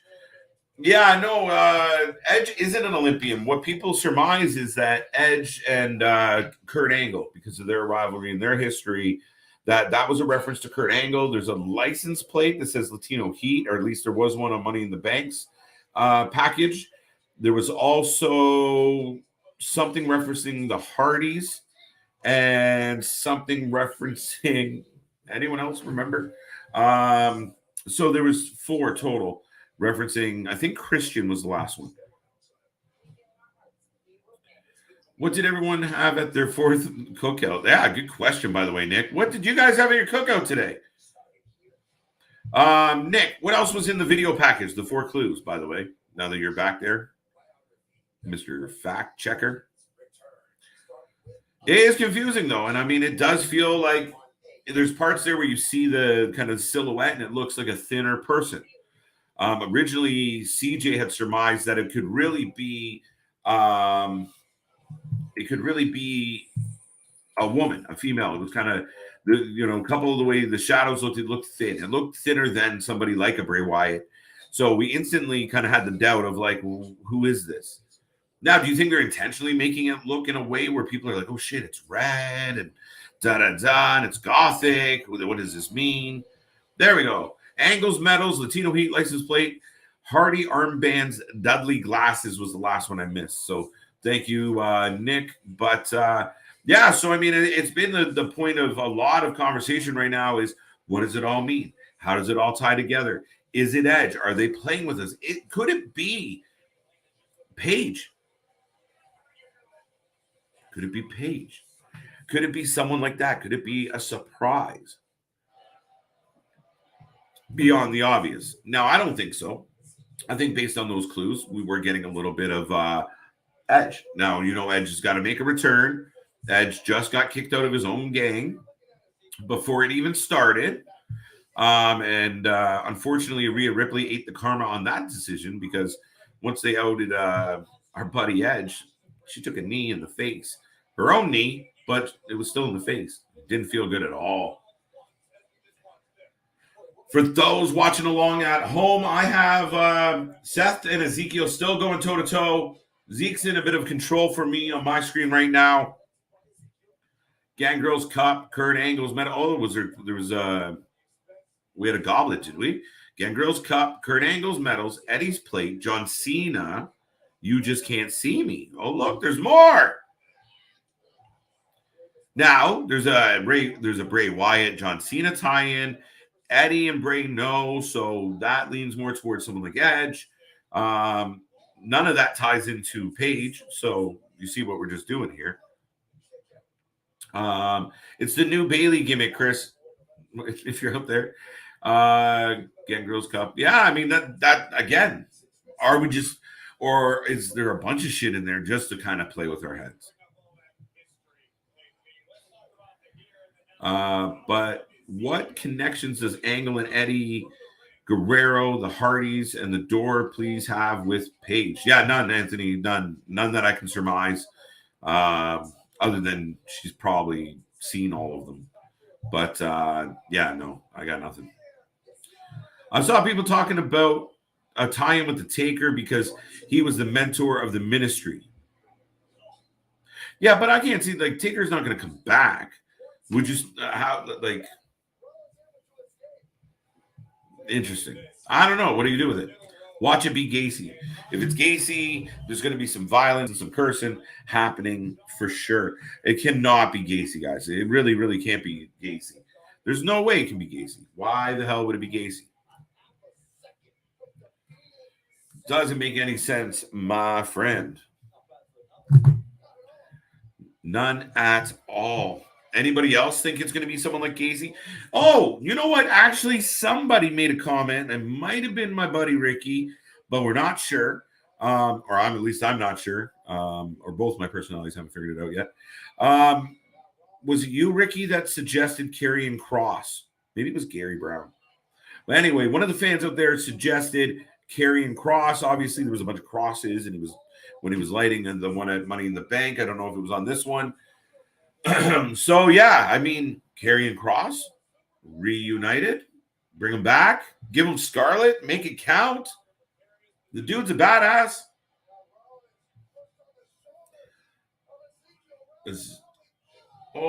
Power bomb, sit down, 1, 2. Seth kicks out. KJ, as a wrestling fan, what part of Canada can you see as the highest concentration of champions in wrestling? As a wrestling fan, what part of? I mean, you kind of have to go with instantly. My first thought is Winnipeg, right? Like, and I mean, there's a good history in Ontario, but you look at like Winnipeg, you got Jericho and Kenny Omega, and I'm going to miss a bunch of them. But it's kind of the western provinces of kind of like Alberta, Winnipeg, Bret Hart, like kind of that neck of the woods of Canada produced a lot of wrestlers, and a lot of it was due to Stampede and the Hart family, and a lot of guys went through there. So yeah, I kind of feel like that would be more I mean, we got to give Quebec some credit, I suppose. Quebec has a strong history, and with the Rougeaus, and you've seen, now we got KO and Sammy. Yeah, a long list, but yeah, right there, Calgary. There's another like fair argument for that. I mean, just for producing current people kicking around, Winnipeg for a small crazy place. And big shout out to our favorite Winnipegger, LJ. Yeah, I mean, a huge kind of. Seth beats Ezekiel. That's so weird. Seth Rollins got a win, though, folks. How do you feel about that? Seth beats Ezekiel. Yeah, even more reason why the WWE would try and steal him. I'm just saying. It is Edge for sure, KJ. John, thank you for being here tonight. And I agree. We like to surmise, we like to guess, but yeah, it's Edge. It makes sense that it's Edge. It's timing. And I mean, it would be weird if it was anyone else. We'll see if the WWE tries to swerve out of it. But yeah, the vibe is Edge. It looks like Edge. We said some skinnier legs, not a thicker guy. Edge. Edge feels right. Nice. KO is injured, but at the same time, there are some articles saying KO has been released. No. I mean, shit. I mean, that's crazy. Thanks, John. From OK to KO. Yeah, I don't know. I've heard some reports that he was unhappy, blah, blah, blah, but I thought of a lot of it was internet speculation. But I actually haven't heard an injury report. Maybe I missed it, but I haven't got. Oh! Son of a bitch. Folks out there who've seen this already are going to laugh. But RKO out of nowhere on Seth Rollins, and they talked. Seth Rollins versus Riddle at SummerSlam, folks. So let me know what you got on that. Let me know what you're thinking about Raw. How did you feel about that match? That match was pretty good. Ezekiel losing. It's kind of weird, but Seth wins. RKO out of nowhere. Killer Cross versus Matt Cross. Dun, dun, dun. Has there been a recent wrestler that you can remember that signed a major extension with WWE but was cut a few months or to a year after the extension has been signed? KJ. Yeah, I feel like there's been a lot where they were like, okay, they signed, they're good, and now you put me on the spot. Off the top of my head, it's a good question, Anthony. But I know the fact checkers are going to pop. Oh, shit. So we are getting the hot dog eating contest. Jesus.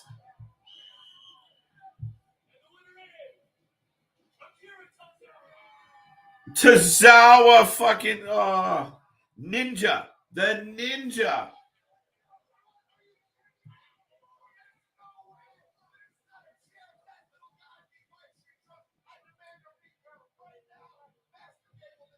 Gable wants a recount on the wiener eating. The Ninja, who that pretty much sums up his WWE career. Yeah, folks, that's fair. Tozawa has, yeah. So anyway, your new WWE hot dog eating champion is the Ninja, Akira Tozawa. Victor, do you happen to know what the injury is? Just tired of carrying the show? Hurt his back? We're going to get the new Hurt Business tonight. Lashley and the Street Profits. Ooh. That's interesting. I'm curious. That definitely has an interesting question to it there, Victor. Yeah, let's do it. Let's get them all in there. I like the Hurt Business they had, but I like the idea of Lashley being surrounded. But now, yeah, I think it fits, especially it helps Lashley continue to be a baby face, gives him a couple guys that are chatty around him. But he's playing up the crowd, and they're cheering. He's showing a lot of personality, which is good. Sometimes Bobby Lashley's a bit stiff. And, he legitimately playing up the crowd. I like it. For the question asked Anthony, I think Black or Buddy was one of the two. I feel like I feel like Black had just signed or re-signed. It's eluding me. A gold belt around Lashley's waist looks good. It does. I don't disagree. I think this swag that he's got right now, the big smile, he's building up the crowd. We're going to commercial, but he's showing emotion, and it looks good. I'm actually pleasantly surprised with babyface U.S. champion Bobby Lashley tonight. What the hell? Motherfucker. Right. Yeah, no, I like it. I mean, that's what made the Hurt Business work. I mean, when he was WWE champion, that's what worked. That's what worked in Impact. There, if you really go back, this is basically just WWE doing what Impact did with Bobby Lashley. And back to, I guess, a couple of points that you hit on while I was away. I think it's funny that they did Akira Tozawa as the winner of the hot dog eating competition. Because just kind of playing on what's his name there? That was Joey Chestnut's biggest rival, being from Japan. Oh yeah, shit. What was his name? Right, man. I don't know. I'm sure someone. Too many S's. will let us know that. And then what was the other point? Did you have any examples of guys who signed or women that signed a contract and then got released quick? Honestly, the first one that came to mind for me was the one who I thought should have at least been in the Owen, if not won it, is DH Smith. Because That's remember, a good example. he was doing dark matches on SmackDown, and then all of a sudden they did nothing with him, and he was released. Aleister Black, I heard, or Malachi, I heard you mention him. That's a good shout as well, because he was on TV doing the whole, knock on my door shtick and everything, and then just all of a sudden, is just gone. So there are some examples. It's hard to think of too many off the top of your head of specifically to that, but I feel like I feel like a lot. Yeah, well, I think they just released a lot of people. That's what makes it hard. And I mean, it might have been his own fault, but I feel like Storm was kind of like that, right? He came in and went in one door and out the other. Well, Joe, James Storm's his whole thing was funny as hell, because it was basically, hey, my contract's with Impact is up. Oh, I hear NXT is looking for somebody. Oh, absolutely, we'll take you in and everything. Oh, Impact called. Hey, so we're thinking about doing a beer money run. And you guys are going to have the tag belts. Bobby said he's on board. It's going to be a great thing. We're going to give you guys a huge push. Oh, absolutely. Awesome. I guess I just haven't signed this contract with NXT just yet. I did appear for them, but I haven't signed it yet. Guys, I'm going to go back over to Impact. Hey, Bobby Roode, and NXT spot just opened up. Would you like to come over here? Absolutely. Yeah, I think it would be a glorious idea for me to come over and sign with you guys. Right. Yeah. A funny negotiation tactic, though. You can't get what you want out of your company. Just show up on the other company's TV once. Oh, absolutely. Well, that's why I think it would be. I still think it. Kobayashi. What's that? Kobayashi. Oh, yeah, Kobayashi. But if they wanted to go nuclear heat with this whole MJF thing, and I still think it's a work, have him just show up on front row WWE, or at least on camera or something, sitting behind the commentators, even just sitting there eating popcorn. Fucking WWE will jump on that in a heartbeat. They won't care. They will just do it and not mention him specifically, especially if he's sitting there behind the commentators we couldn't avoid it, pal. So that'll just get so much attention on MJF, even if he's still going to stay with AEW and everything. You use WWE jumping on the opportunity to feel like they got one over, and you take advantage of that to your advantage. Listen, even if this is 100% of work, which is still hold true to that, I still think the move was you put him in, you buy him a ticket and you send him to the fucking arena and have him sit there and just have the camera trying to avoid him all fucking night. Oh, at WWE? Yeah. Yeah, absolutely. That's what I'm saying. Do it. No matter what, work or not, it's still the best play. Because if you want to leverage and show off a little, yes, like you just said, bang on. And if it is a work, fuck, man, you would have everybody buzzing. Come on now.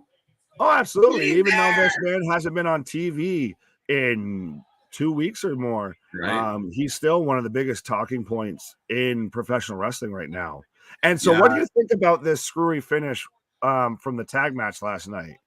I rewatched it, and I feel like if it wasn't very much a storyline thing, like somebody alerted them, hey, you guys should go with this. They mentioned this on commentary. He would have gotten up right out of the gate and been pissed of what are you doing? My shoulder wasn't down. It wouldn't have been, oh, we watched the Usos have their entrance and they're halfway up.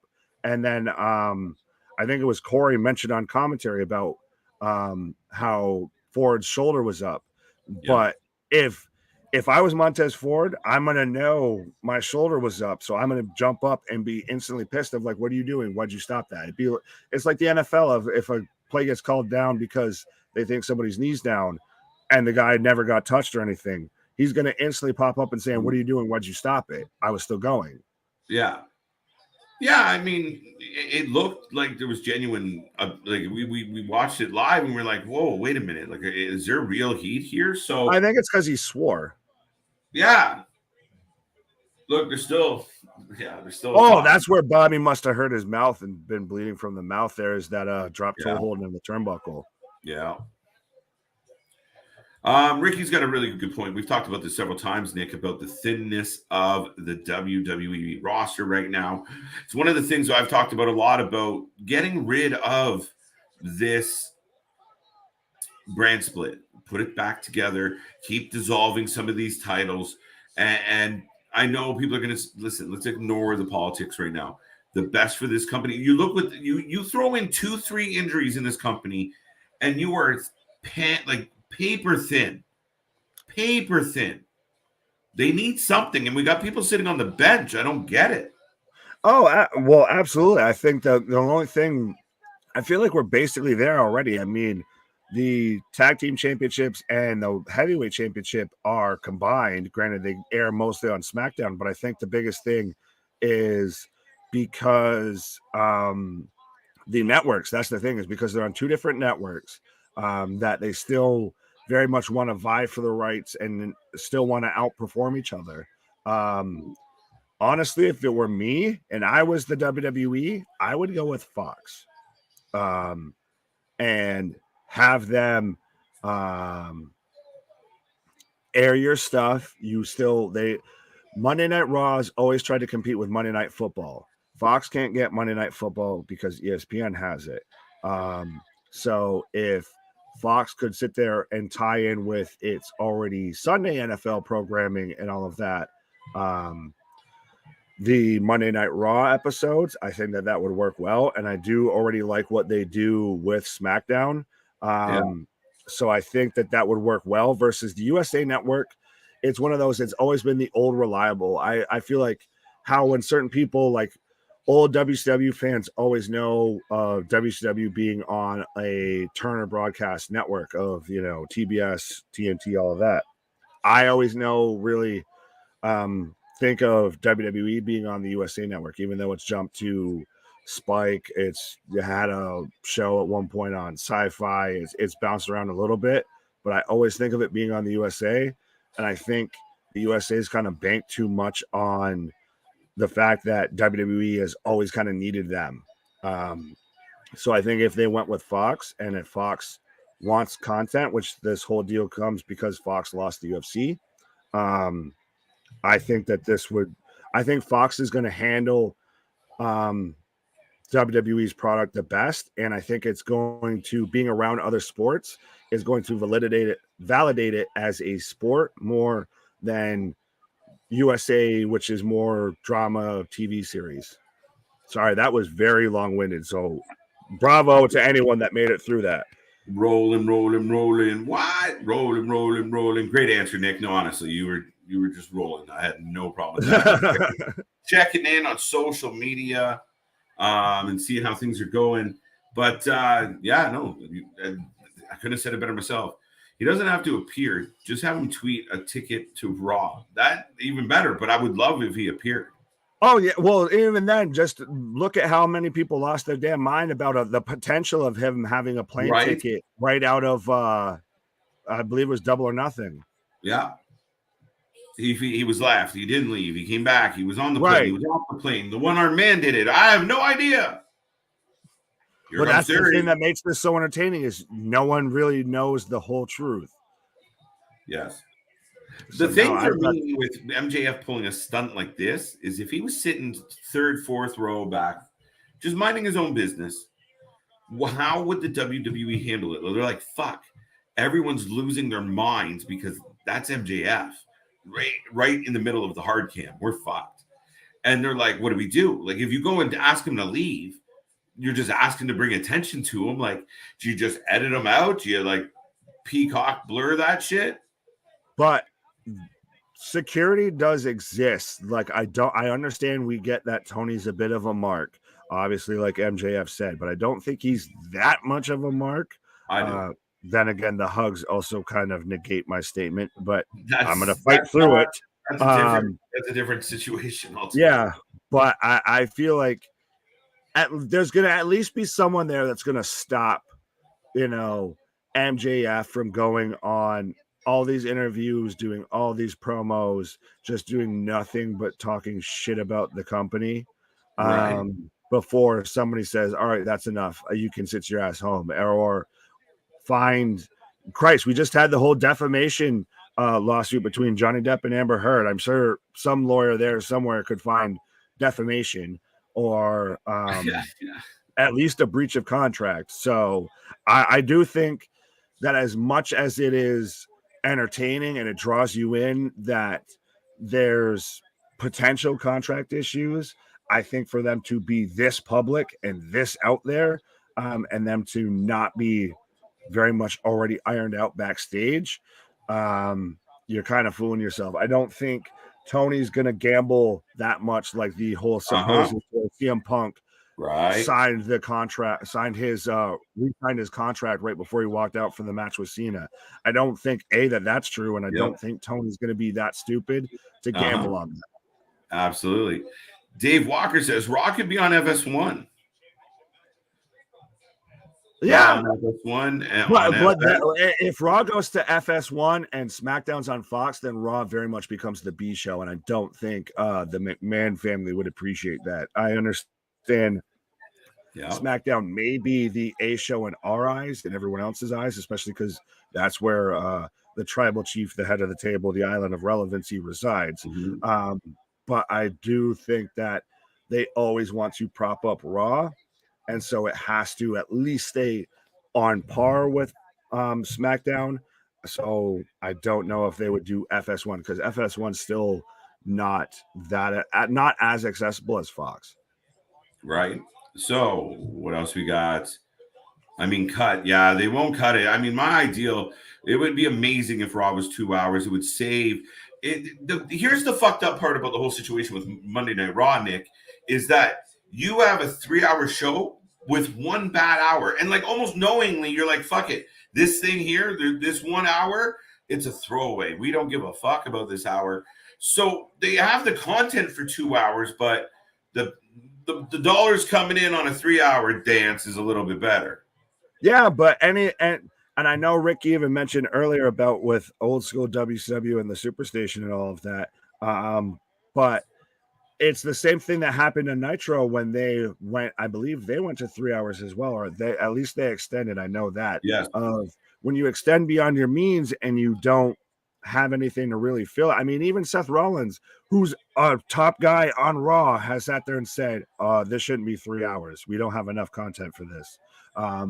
That's very much an indictment of that they need to go to 2 hours, because then you run the risk of that whole first hour just being an advertisement for the rest of the show, which that turns people off. You, like you talked about, you run into those dead spots that just kill people, kill viewers. People turn away because when you've got 3 hours to fill, it's not like it's a 5-minute segment or a 10-minute segment that doesn't really work. That's like a half-hour segment, a 45-minute segment that doesn't work. Absolutely, buddy. So throughout Bobby Lashley's career, he always has been monotone. He's always needed a heater, even when he was a babyface, especially when he's a babyface, Anthony. And we talked about it earlier, but I mean, he's showing some attitude. Whoa! There goes Dawkins. And to Victor's point, we're getting the Hurt Business 2.0.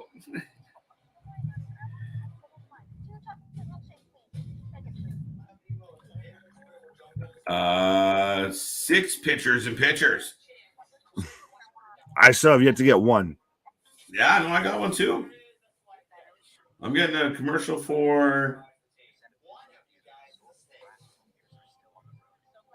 Okay. I've got a Subaru ad. I got this show coming from Naked and Afraid, and one of the people are a snake. It's like the mole. Do you guys remember the mole?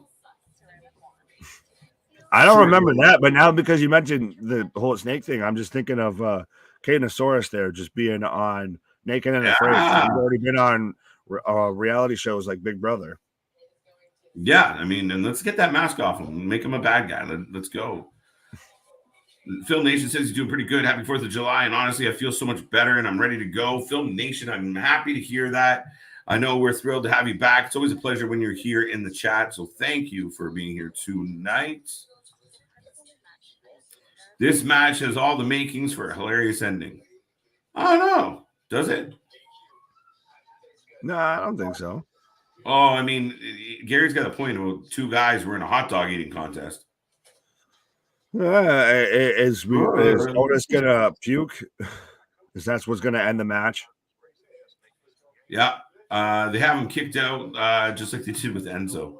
Yeah, that's true. Enzo got the boot, but Enzo's a little more was causing Enzo drew attention to himself. Yeah. And also that's entirely different situations as to why Enzo was there trying to draw attention and wasn't with the company versus MJF, who they're trying to sign. That's an interesting part. They're like, just fuck it, leave him there to see what you got. Right. Try and change fuck it. We'll deal with the lawsuit. Fuck it. In all fairness, the WWE cameras jump so much, it's hard to pick out people sometimes. So exactly. You might get away with it. Doing pretty good with 4th of July, honest. I read that one. But I'm glad I'm glad both times that you feel better. I disagree with you on how big of a mark Tony, as he might do something that stupid and allow his wrestlers to drag their contract negotiations in public with Nick. Public Nick. I would just hope not. I'll leave it at that.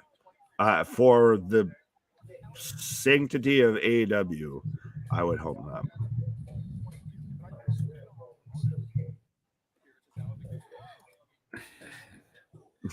I disagree. My thing about Tony is that he is a mark. He's an admitted mark. And I mean, that's not a terrible thing. I mean, on one hand, you got the big corporate giants and the old farts making decisions on who, how wrestling should go. And they seem completely out of touch. And everything else just... Sorry, I got distracted by the match. But yeah, no, legitimately... You have that problem, so I'd rather almost have the baby face. It's not the baby face, the mark, the baby face of the wrestling owners at this point. I'm happy to see it. I'm happy to see Tony, but it is weird, and again, I don't know how it all works, and I think that's why some of this shit, like everything Chris Jericho does, I can't see Tony going, listen now, Chris.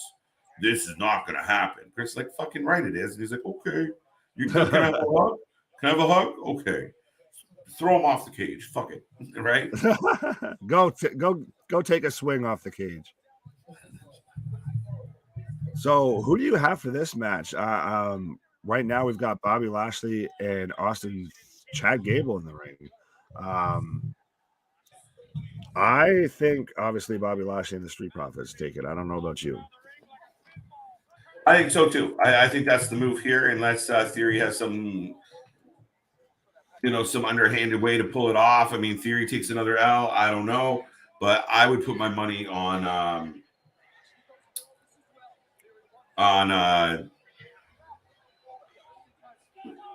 Sorry, folks. Bear with me. Did you catch that? What? Okay, I'll let it go. I think there's there's cats outside having a scrap. Oh.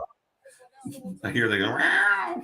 No, right now I have Bobby Lashley hitting a running power slam on Chad Gable, which Otis breaks up. Back up here. AWW even with Money in the Bank, I kind of managed to backslide into picking Bobby Lashley to end up beating Austin Theory. I don't think anyone really. That was a funny night. Oh, yeah, it's funny. You didn't even have it. You got it right. Oh, no. Yeah, no. I literally just flubbed myself into a victory there. Oh, fuck.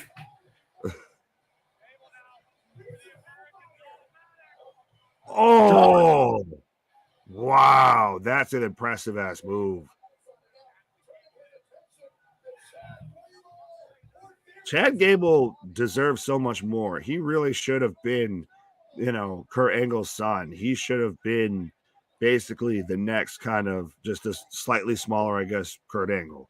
Right. Thank you, Film Nation. Have a good night. Get some rest. We'll see you again, bud. Well, there goes Montez. I agree with you, buddy. I have a weird feeling WWE is going to try and do something for Royal Rumble or Survivor Series. Like Do what? something. That's very vague of you. That's only funny because to me that was the only possible fucking answer to that comment, other than, oh yeah, like that was amazing. Like what? Elaborate. Show your work, sir. It was so perfect. And right now, sorry, I'm maybe probably ahead of everyone. Oh, there we go. There we go. Bobby Lashley and the Street Profits just picked up the win. Oh, there you go. Her Business gets a W, Nick. Yeah, Street Business. That's what they'll probably end up calling them. Street Business. What about Business Profits? Ah! Then you need MVP back as the mouthpiece in the fine suits, right? Or IRS. That's what Edge's new gimmick is. He's going to be the leader of the Business Profits. Yeah, but that's the thing. I feel like that's what. Oh, and I told you, Otis just puked. I called it. No, you didn't. I don't want to see it. You don't want to see that shit. I don't want to see that. Yeah, you don't. I don't Those of you who have a weak stomach, please pay attention to our faces. Don't pay attention to the thing in the ring. The thing in the ring. Oh, why did you need to show a replay? Oh, but he took such a frog splash. I mean, he has to throw up. No, he fucking doesn't, because it's professional fucking wrestling. You're an actual adult. I don't know, man. Yes, you do know. Does he puke on? Just tell me, if he pukes on Gable, I'll puke. So I don't want to see this. Oh no, it is complete like splatter. They do a slow motion replay. It's disgusting. That's good. I'm okay with it. Great. Yeah, no, that's bad. That's bad. That's really, really bad. Becky, are you upset about with the issues versus having Stink the board? With the issues versus having Stink, the boardroom of governors might even. Do you think the board of governors? I feel like we're halfway into something, and we missed the beginning and the end. I don't see it, but Chris still thinks Bailey should come back. We know. With the issues versus having the board of governors might even take away his creative control. I might say Vince in there somewhere, called Vince Stink. Powers and give it to both Stephanie and Triple H to this problem with his clear ups. I vaguely get what you were going with. There's I think it's very much into the whole Game of Thrones theory that I've talked about to where I think this is ultimately going to end up to where at this point I think Hunter is going to end up with control of the company, or at least a very big portion of it. And I've seen a lot of people fantasy booking Paul Heyman in charge of creative. I don't know if we'll quite exactly get that, but I think his voice and a couple other people's voices will be heard a lot more than Johnny Ace's or Bruce Pritchard's. And we have Uncle Sam's 4th of July celebration coming up with my man, R-Truth. Yes! Uncle Sam, nudge, nudge, wink, wink. Right.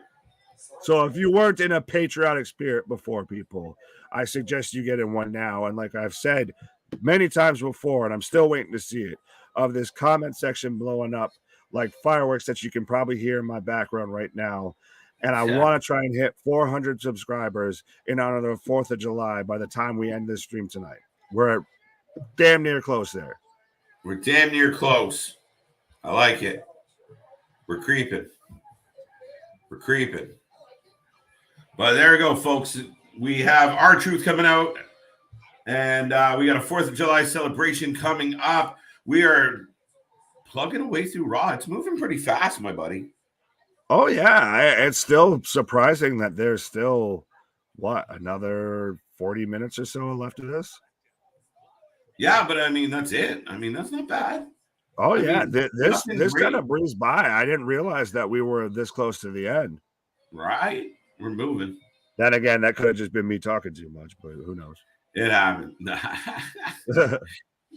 That's not true. Well, it's time for me. I read that one. I just keep. Yeah, I don't know what that said. I have a bunch of Impact or AEW guys show up on the Royal Rumble. I honestly don't see it happening, Ricky. I don't. Yeah, no, they got their little deal squared away where Mickey showed up for the Royal Rumble, and I think a WWE guy or two sent in a video package for some Impact thing or something. Roman Reigns returned on Friday. Hey, Tune in, and we will folks. be here covering that. Yes, we will. He knew it. Oh, I don't want to hear about that. My dog. No. What? My dog is one firework away from screaming Charles. Charlie's in the trees. He looks like he's having. Oh, poor guy. Poor guy. At least he didn't step on a bee. Boom. I like it. Miss Bailey in WWE? No. Who would have thunk it? Chris, I think you just want Bailey to be Miss Chris. Victor's got a point here for you. And I just got to grab a drink real quick, Chris. Yeah. Well, Chris. Hey. Chris is right here. There you go. My brain's trying to overload. You're lucky you got fireworks in your background. I got gunshots in mine. Yeah, that's unfortunate, Victor. I won't lie. Where I live, at times it's you very much second guess whether it's a car backfiring or it's something else. But yeah. Yeah, so what did you guys think of the whole Bobby Lashley Street Profits match versus Theory and Alpha Academy? I don't know what to really make of it. I mean, they want to try and push Montez forward as a single star. I think that's rushing that a bit too much. I know I've pointed it out, but I still think that they don't have a strong enough tag team division that they can afford to pretty much scrap a whole tag team just for that. I know we've talked about RKO breaking up or RK Bro breaking up or the Mysterios, but those stories almost call for it a bit more than anything with the Street Profits. The Street Profits breaking up shouldn't be called out in a Ask Them Anything segment at a throwaway moment on a go home show for Money in the Bank. It should be this long drawn out story. But I am interested to see if they kind of pair up with Bobby Lashley and kind of do a almost reverse bloodline type thing against Roman and the Usos. That would be interesting to see. Let's see, Ricky. Yeah, well, I'm 8 minutes away from Newark. That says a lot. Yeah, well, I think we all kind of have not so great sections of where we live. Gary, I don't feel that WWE can afford to scrap the Street Profits. Yeah, exactly. I think that they're just like with the whole women's tag team tournament that was supposed to happen once Sasha and Naomi walked out, that we still have yet to get, that they still don't even mention. I don't think that they can afford to lose a tag team. I think that's probably part of even why they had to kind of almost unify the tag team titles, because that the division's so shallow and they've kind of done the same matches into the ground. Anthony, Nick, can you explain to me how Vince gets away with stuff without charges sticking to the guy? Teflon Don, do you think he's going to get away with the sexual misconduct allegations? I don't know if it's exactly sexual misconduct because it was reportedly consensual. I think what he's going to get in trouble with is with the fiduciary responsibilities, because now it's a publicly traded company. So they're going to have to deal with the fact that she was receiving raises and still receiving company payment while she was involved with this affair. And also while other people were getting released from the roster. Wait, I under want to interrupt. Yes. There's a shorter answer to this question. It's called money. Yeah, Money, that's money, true. money, money. No, sorry, go ahead. No, you're good. I was wrapping up.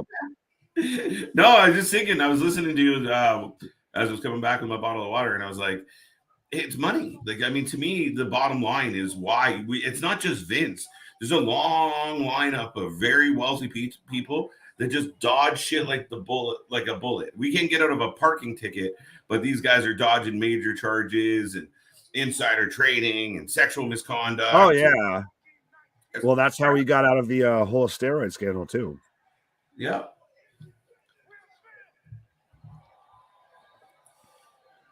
After the match, and right as you say that, I get R-Truth pounding his chest, paying tribute to Will Smith and Jeff Goldblum. Yes, thank you to those brave men who saved us from the alien invaders on Independence Day, and that's what we're celebrating here today. The fans are clapping before he gets to the punchline. And R-Truth is such a pro, he stops to sell it. Give it up. Oh, absolutely. He just quoted, welcome to Earth, and then punching the alien in the face. In 1996.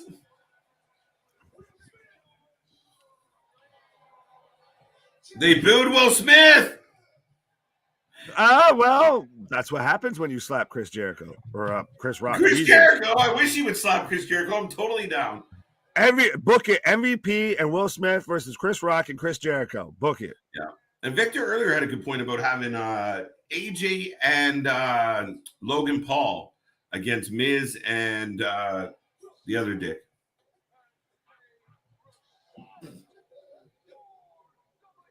Wait. Oh, whoa, Gunther. Yes, we got Ludwig, the aid in English to Gunther's Rusev. Remember he was a wrestler? Oh, absolutely. I remember when there was 3 people and they were called Imperium, and Gunther was called Walter. Remember, yeah, he was one half of one of the best tag teams in the world, as far as I was concerned. Yeah, one of the best factions. I remember when this man was, the most well-known independent wrestler. Yeah. But they had a good thing going, Imperium. Eichner, solid. What they got him doing now is shit.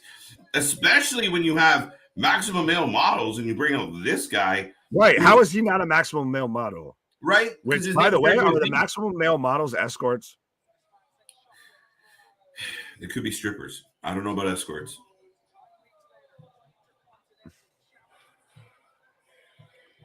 So are we going to get Gunther versus R-Truth right now? Is that new Gunther music? I feel like it might be. I feel like everybody's going to get new music now.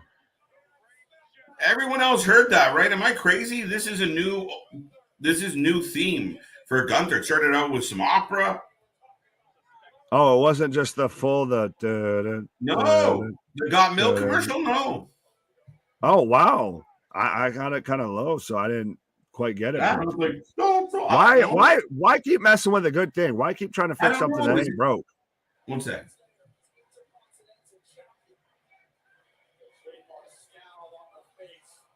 I can barely hear it.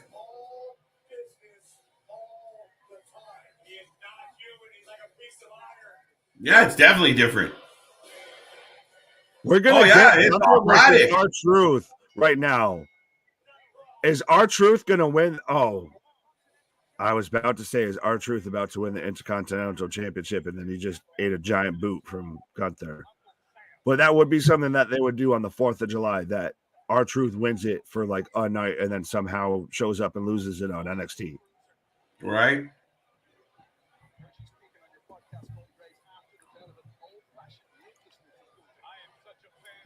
Hey, listen, R-Truth has had a Hall of Fame career, so I'm happy to see him.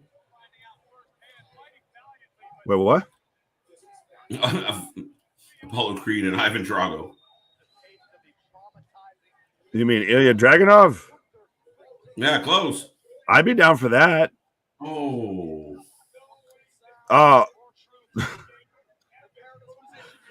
I completely just went with Apollo Crew, Apollo from like WWE instead of Apollo Creed Yeah, from like right? Rocky. So it took me a minute with that. Sorry. The word or the term Teflon Don means if someone is able to keep a good reputation, even though the court of public opinion knows they did something wrong. Yeah, that's close, Anthony. That's pretty much it. But we do appreciate I was the gonna fun say, fact. thank you But for telling me what Teflon I know. Don means more that, yeah, I mean that we know it, but the charges won't stick. Nothing will stick to you is simply Right. how I would put it. Well, no, I want to go up to his previous comment, and I have Alexa getting interviewed backstage right now. But I'm not sure if you remember this. You're too old. This was an animated show on Nickelodeon in the late 90s, early 2000s. Invader Zim. Yes, absolutely. I'm gonna sing the Doom song now. Doom, doom, doom, doom. Yes, I absolutely know and love Invader Zim. I don't. Really? I guess I don't know your taste in cartoons if you'd like it, but I like it. I sorry, I just Never saw even that, heard so of I it. wanted to address it. Never even heard of it. Must be an American thing. And now are we gonna get Asuka versus Alexa Bliss? Because we have Asuka interrupting Alexa.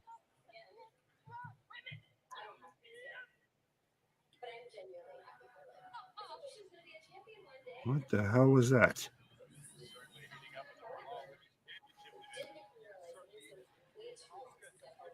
I don't know this new character of Alexa is just terrible. I think it's just her. I think it's just as much her as she can be, I guess, saddled with the whole Lily thing. But it's not good. It's bland.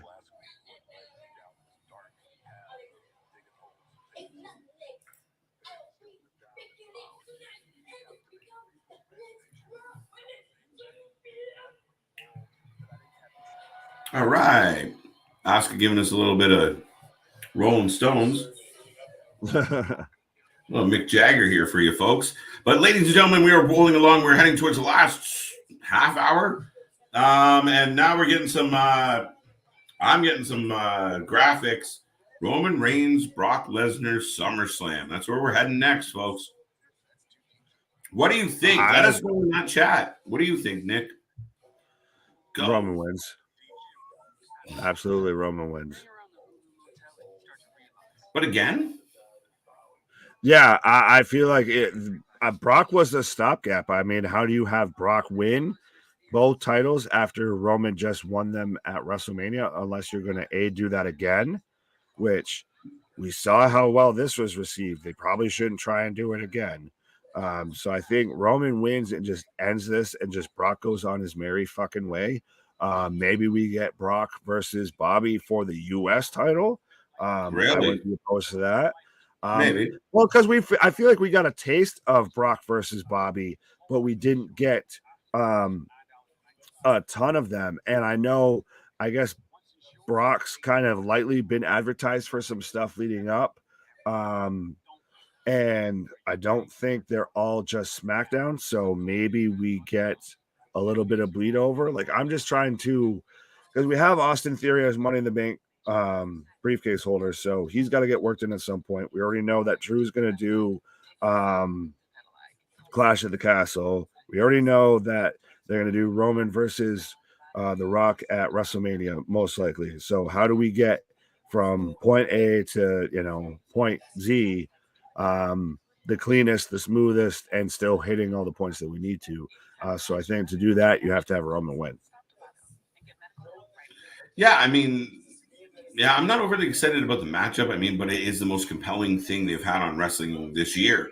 So, and bulk of last year. So, for me, let's go. Let's do it. Let's see what happens. But it's hard because Brock keep coming back, keep losing.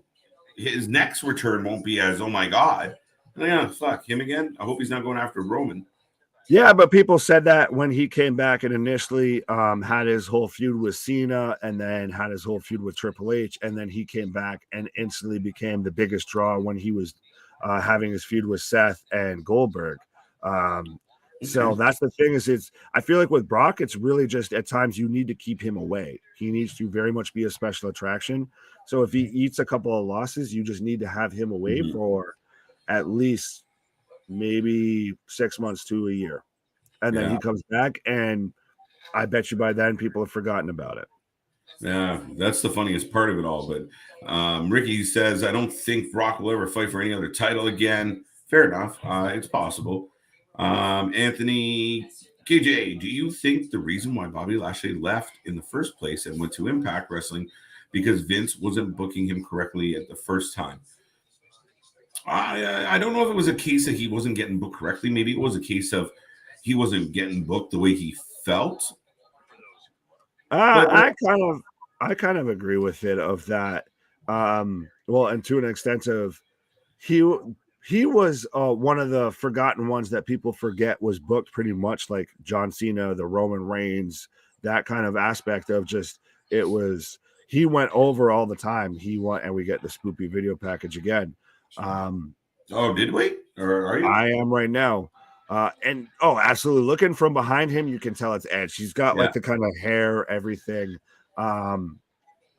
But Bobby Lashley was the one that won the match for the Battle of the Billionaires that shaved Vince's head and everything. Bobby Lashley was getting very much a push, but he was just a super ultra bland baby face that they kind of couldn't do much with him beyond that.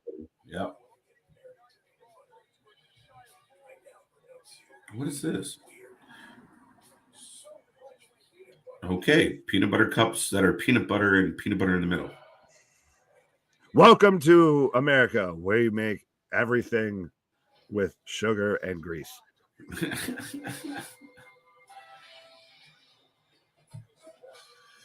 It's weird that they're giving us this again. Do you think that they'll sell it a little bit this time? Nah. They'll burn it in the ground before they actually do anything with it.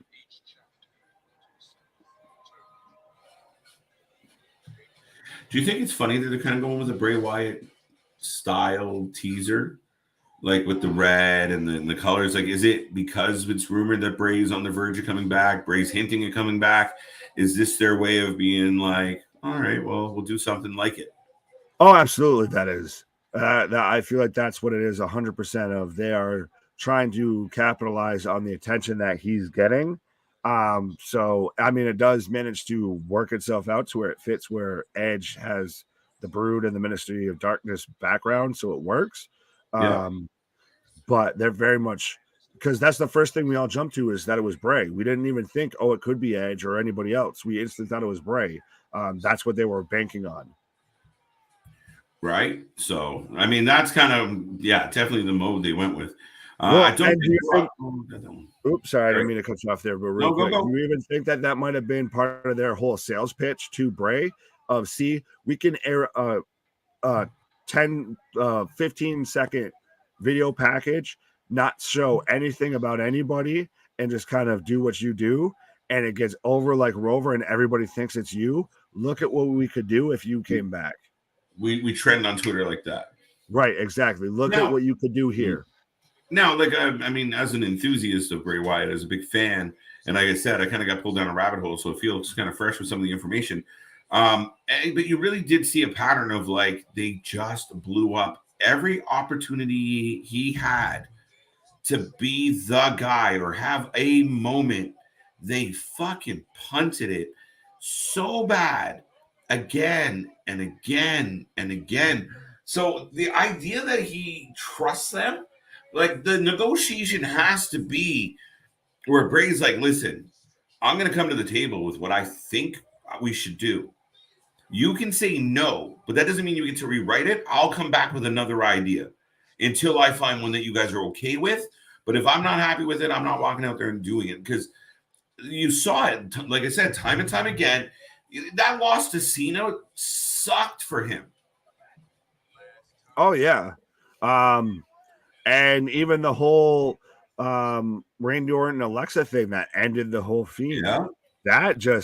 That went way too far sideways. Right. So you think that he might get like a Cody deal of has a little bit or a fair amount of creative control on what actually happens, what goes on?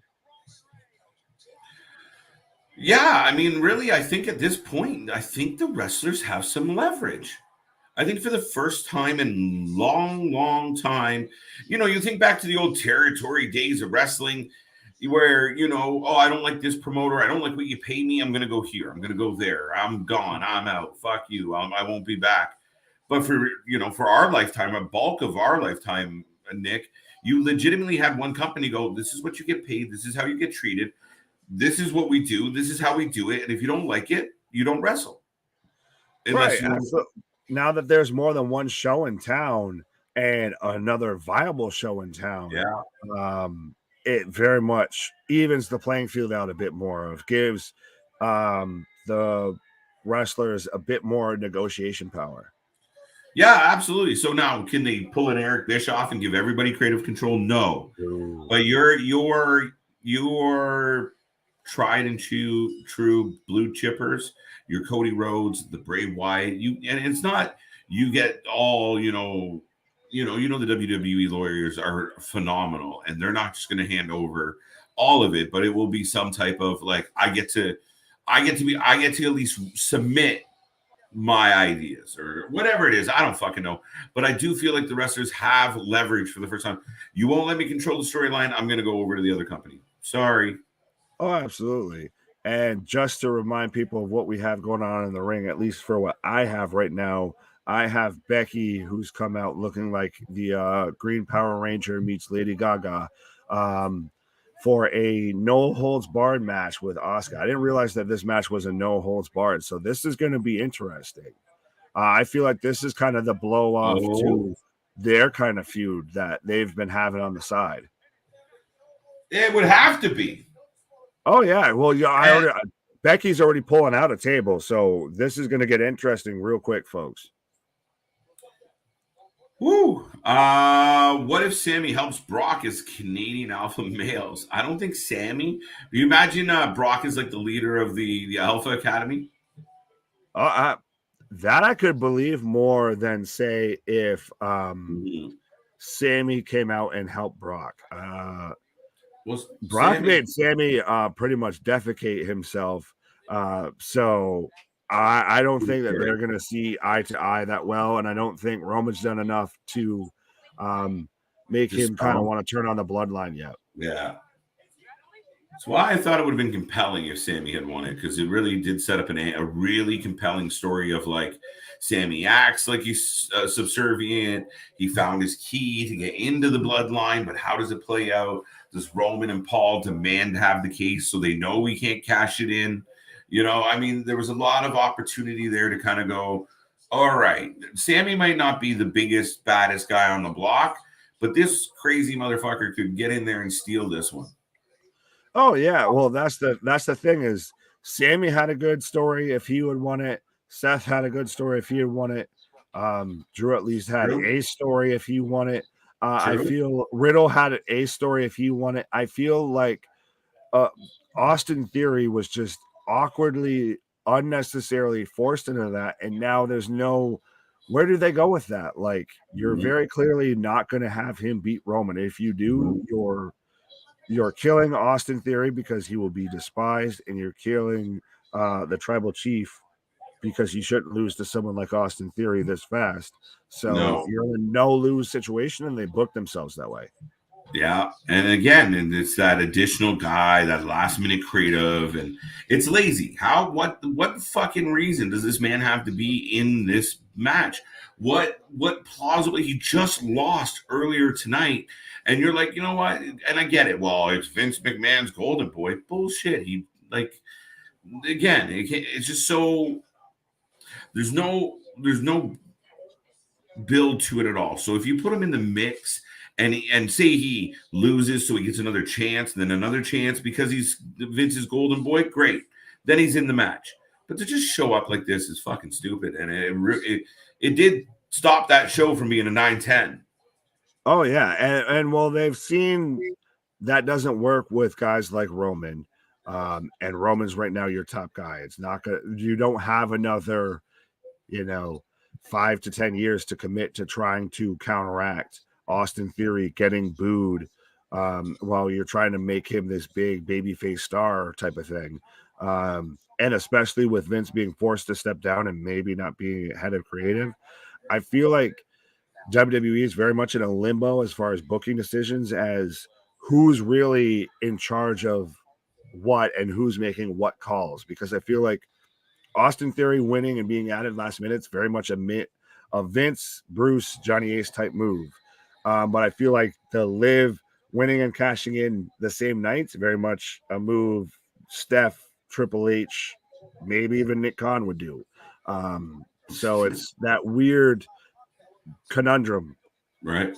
The Nick Khan part of that answer, but we won't go too long because we're trying to catch up again. But that Nick part of that equation for me is, what the fuck does Nick Khan know about wrestling? I have no idea what He knows how to work the fucking proverbial ladder. Listen, I mean, he's great with money. I would love him to manage some of my money because, he seems to know how to figure shit out pretty quick and maximize some dollars for you. But like when they talk about, well, Nick Khan's going to be in charge and Nick Khan's going to do this, it's like, but what does he know? And again, even the board of directors have to be hesitant to put a guy that doesn't know in that place, unless it's, listen, I might not know, but I'm in charge of the directors and the writers and all that, and fuck, let me do the job. I'm already making you guys $1 billion. Leave me the fuck alone. Right. I mean, you want $2 billion? He might Eric Bischoff himself into it. Yeah, he could. I mean, again, he's built up a resume. Like he's done it. If you said to him, listen, we want to make this company worth as much as we can because we're going to fucking sell this shit. Go. He's done a bang up job. We might not like it as fans, but he's done a phenomenal job at doing what he's supposed to do. Right. Hey, look at Asuka coming out in what looks to be a Jason mask. She's coming out like Casey Jones. I like it. Yeah, I went with the Jason, but yeah. Oh no, I very much thought Jason, and then I saw the trash can and everything, and I guess that makes sense. She just needs a hockey stick. Casey Jones. Actually grew up with a Casey Jones.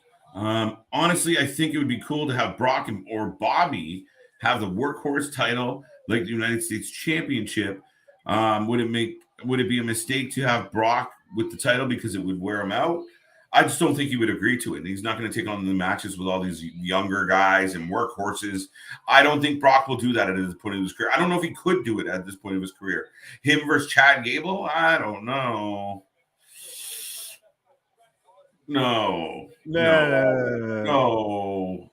I don't. It would be good. I feel like just Brock isn't going to do it. But on the flip side of the coin that you mentioned there with Bobby, you're in luck because Bobby has it right now.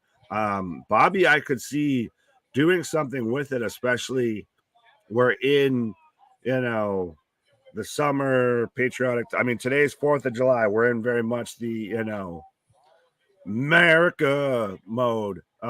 So with Bobby having a military background and kind of just being, this big badass, I could see him taking the U.S. title for a good bit.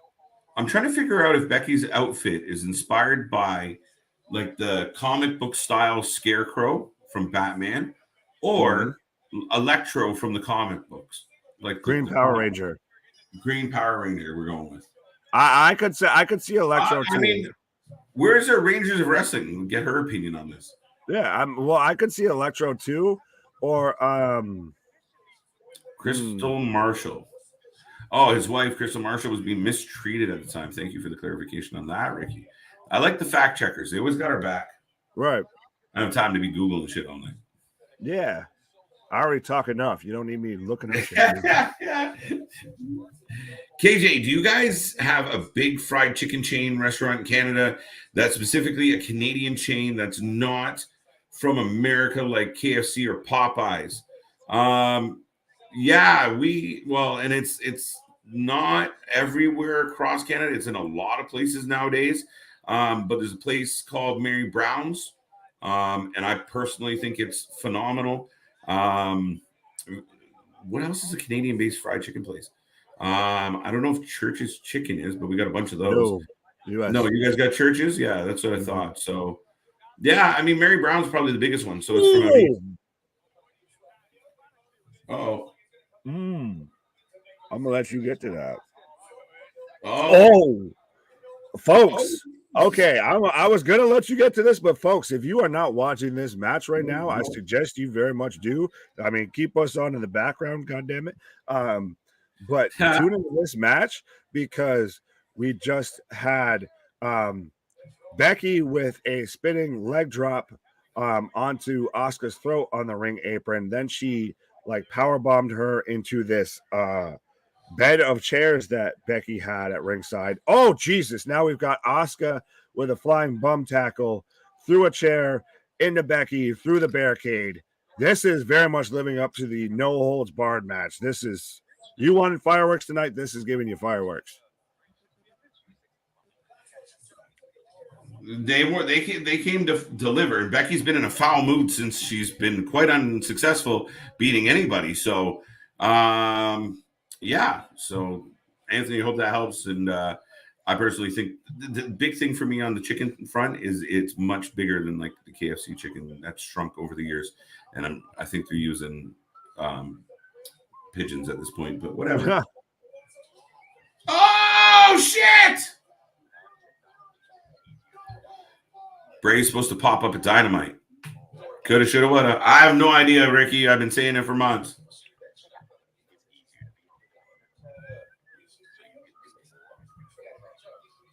KJ, because they didn't want him to get over, they gave him something and turned it into gold, so they'll hit the reset button. 7th picture-in-picture. Nick, more picture-in-picture. My first one. Oh, you got one? Finally, and I'm getting kendo stick action. I'm getting woman-on-woman kendo stick action. Okay. The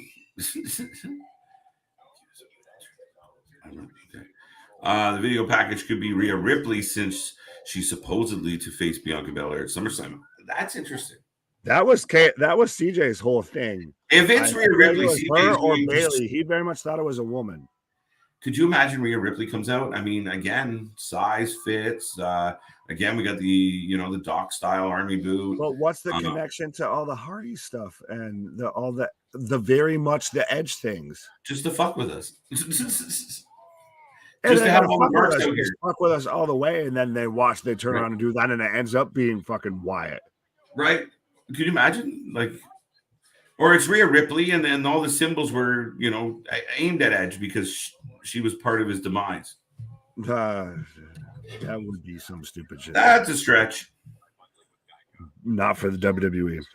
Fair enough. Austin Theory winning the Money in the Bank reminds me of when Edge cashed it in for the first time at Elimination Chamber. No, because that was exciting. Yeah. Austin Theory when it was just the second he was announced for the match, which they didn't even give a real valid reason why he was going to be in the match outside of Vegas, baby. Right. You instantly kind of knew the result. Mm-hmm. Oh, the minute they were like, Austin Theory, oh fuck, win, ding, right? And that's unfortunate. You don't want that. Ricky says Green Power Ranger. There you go. I'm outvoted. I'm throwing out options, folks. WWE still owes Seth a rematch with Roman because he beat Roman via DQ. We've talked about this, Nick. Yeah, but Seth runs up their tab with all them expensive ass suits that look like your grandmother's drapes. So I think they're kind of even. He's got to be on his own bill.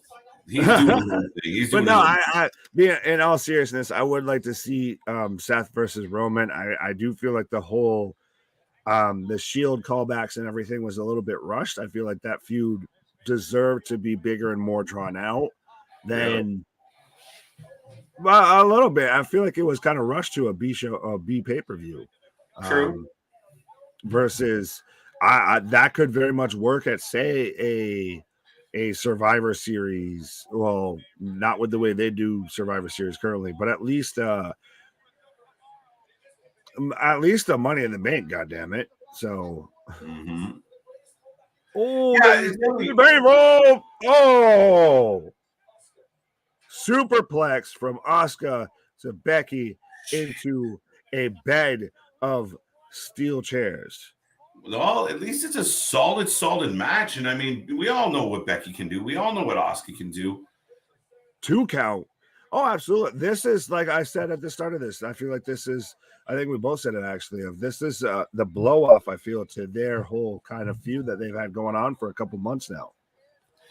What if Chris gets his wish, and at the end of this, Asuka can't beat Becky again, right? Does Becky like go away for a few months, half a year kind of thing? If she loses again tonight, does she like, listen, I'll be back? Yes, because I don't like the whole temper tantrum. Ooh, after matches and everything. Like she was the man before. She was the female Stone Cold Steve Austin. I know we don't like to compare people, but no, but I get it. No, that's an accurate comparable. Right. But then she went from that and just basically turned into Lady Gaga out of nowhere. Man. And I don't, because she got a haircut. I don't get it. I don't like it. Let her, if she needs to just go away until her hair grows back, sure. Because we've already talked about how her theme doesn't fit her. So it's starting to become too much. Oh, drop kick to Becky with a trash can over her head. Yeah. Two count. My humble opinion, because she left the way she did as the man, I feel like she should have came back as the man. If she wanted to transition out of that, but it was so hot. It was so over. It was so big. She was the biggest wrestler in the world, period. Not male, not female, not North American. She was literally the biggest name in wrestling at one point. Facts. And they fucked that up. Right. Well, and that's the thing is, even when she came back full and did the whole thing with Bianca Belair because Sasha couldn't go, everybody instantly popped because they heard the and because it's over, and everybody expected the man, and she was kind of that until she, in all of 15 seconds beat Bianca. That was just set Becky on this whole spiral that they need to pull themselves out of. Listen, and then I'll be the first to admit I love Becky Lynch overall. I really do think she's talented in, out. Now where she is now, it feels like the same creative that gave us Carmella are giving us this version of Becky, where it's like screaming, it's yelling. This lady's a badass. She's a pro. She's a veteran. Why is she having panic attacks and meltdowns? Because she lost the match. She's lost them before. She'll lose them again. Acting ridiculous at this point doesn't suit her. And then it just comes off like Seth Rollins.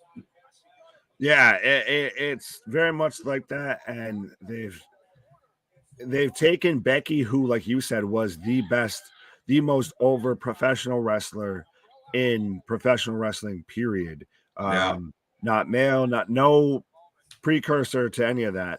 And now they've made her pretty much an afterthought of, she's just another person on the roster. It's like, no, you had someone special that was sitting there trash talking Edge, trash talking John Cena, going toe to toe with top male stars, was main eventing WrestleMania, and now she's main eventing Raw. Yeah, and she deserves the main event spot. She really is. And to your point, it's just the mist blocked by the Kabuki fan or the Kabuki umbrella. Oh wow. 2 count. WWE still got that one. Green Power Ranger. Enough of you. Asuka wins with the green mist. That's a prediction right there. You almost got we might be getting that because we have a table posted up in the ring, and Asuka was going up top, but right now we have Asuka on Becky's shoulders. Asuka's just pounding on Becky's face. We might be getting a manhandle slam. Yep, right through the table from the top rope. 1, 2, 3. So Becky beats Asuka There with we a go. manhandle slam off the top rope through the table. Even with the little green hair dye in Becky's hair, it looks like she, was on Nickelodeon with the amount of just green shit on her face and hair from the mist and the dye. But this is going to be interesting because Asuka kind of came back recently after she was gone for a while, and they didn't do a whole hell of a lot with her. Now, where does she go? Does she maybe go after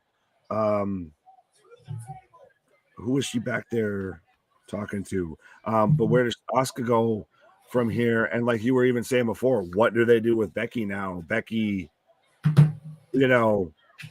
was the draw in the company, and now she's having to, psych herself up after she won.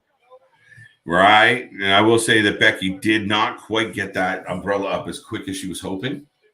So she did eat a good amount of it, a little bit of it at least. But again, she gets the big win. She's still acting like she's Dakota Kai. But yeah, for those watching at home, she hit the rock bottom from the second rope through a table. Asuka explodes the table with her. I know. It's the manhandle, the rock bottom.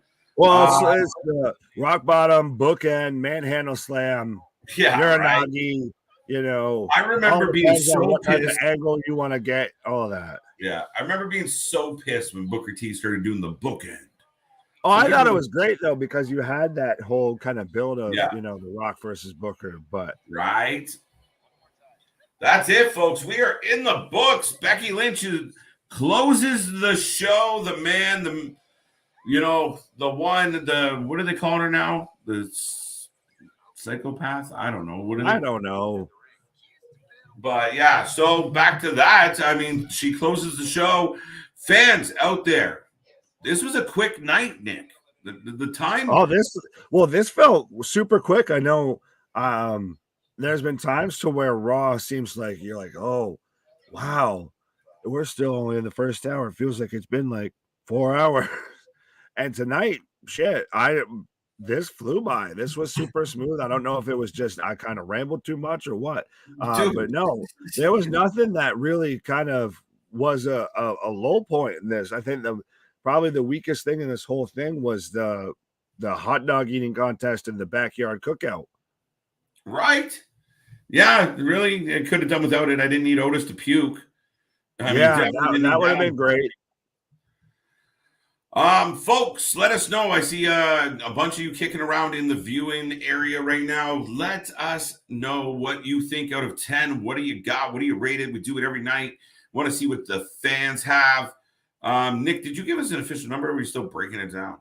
I think we're still kind of breaking it down. Right. I haven't got there yet either. But yeah, I mean, it was a different show as far as, and maybe it's just me and you having fun on here. And like you said, talking a whole lot between the two of us.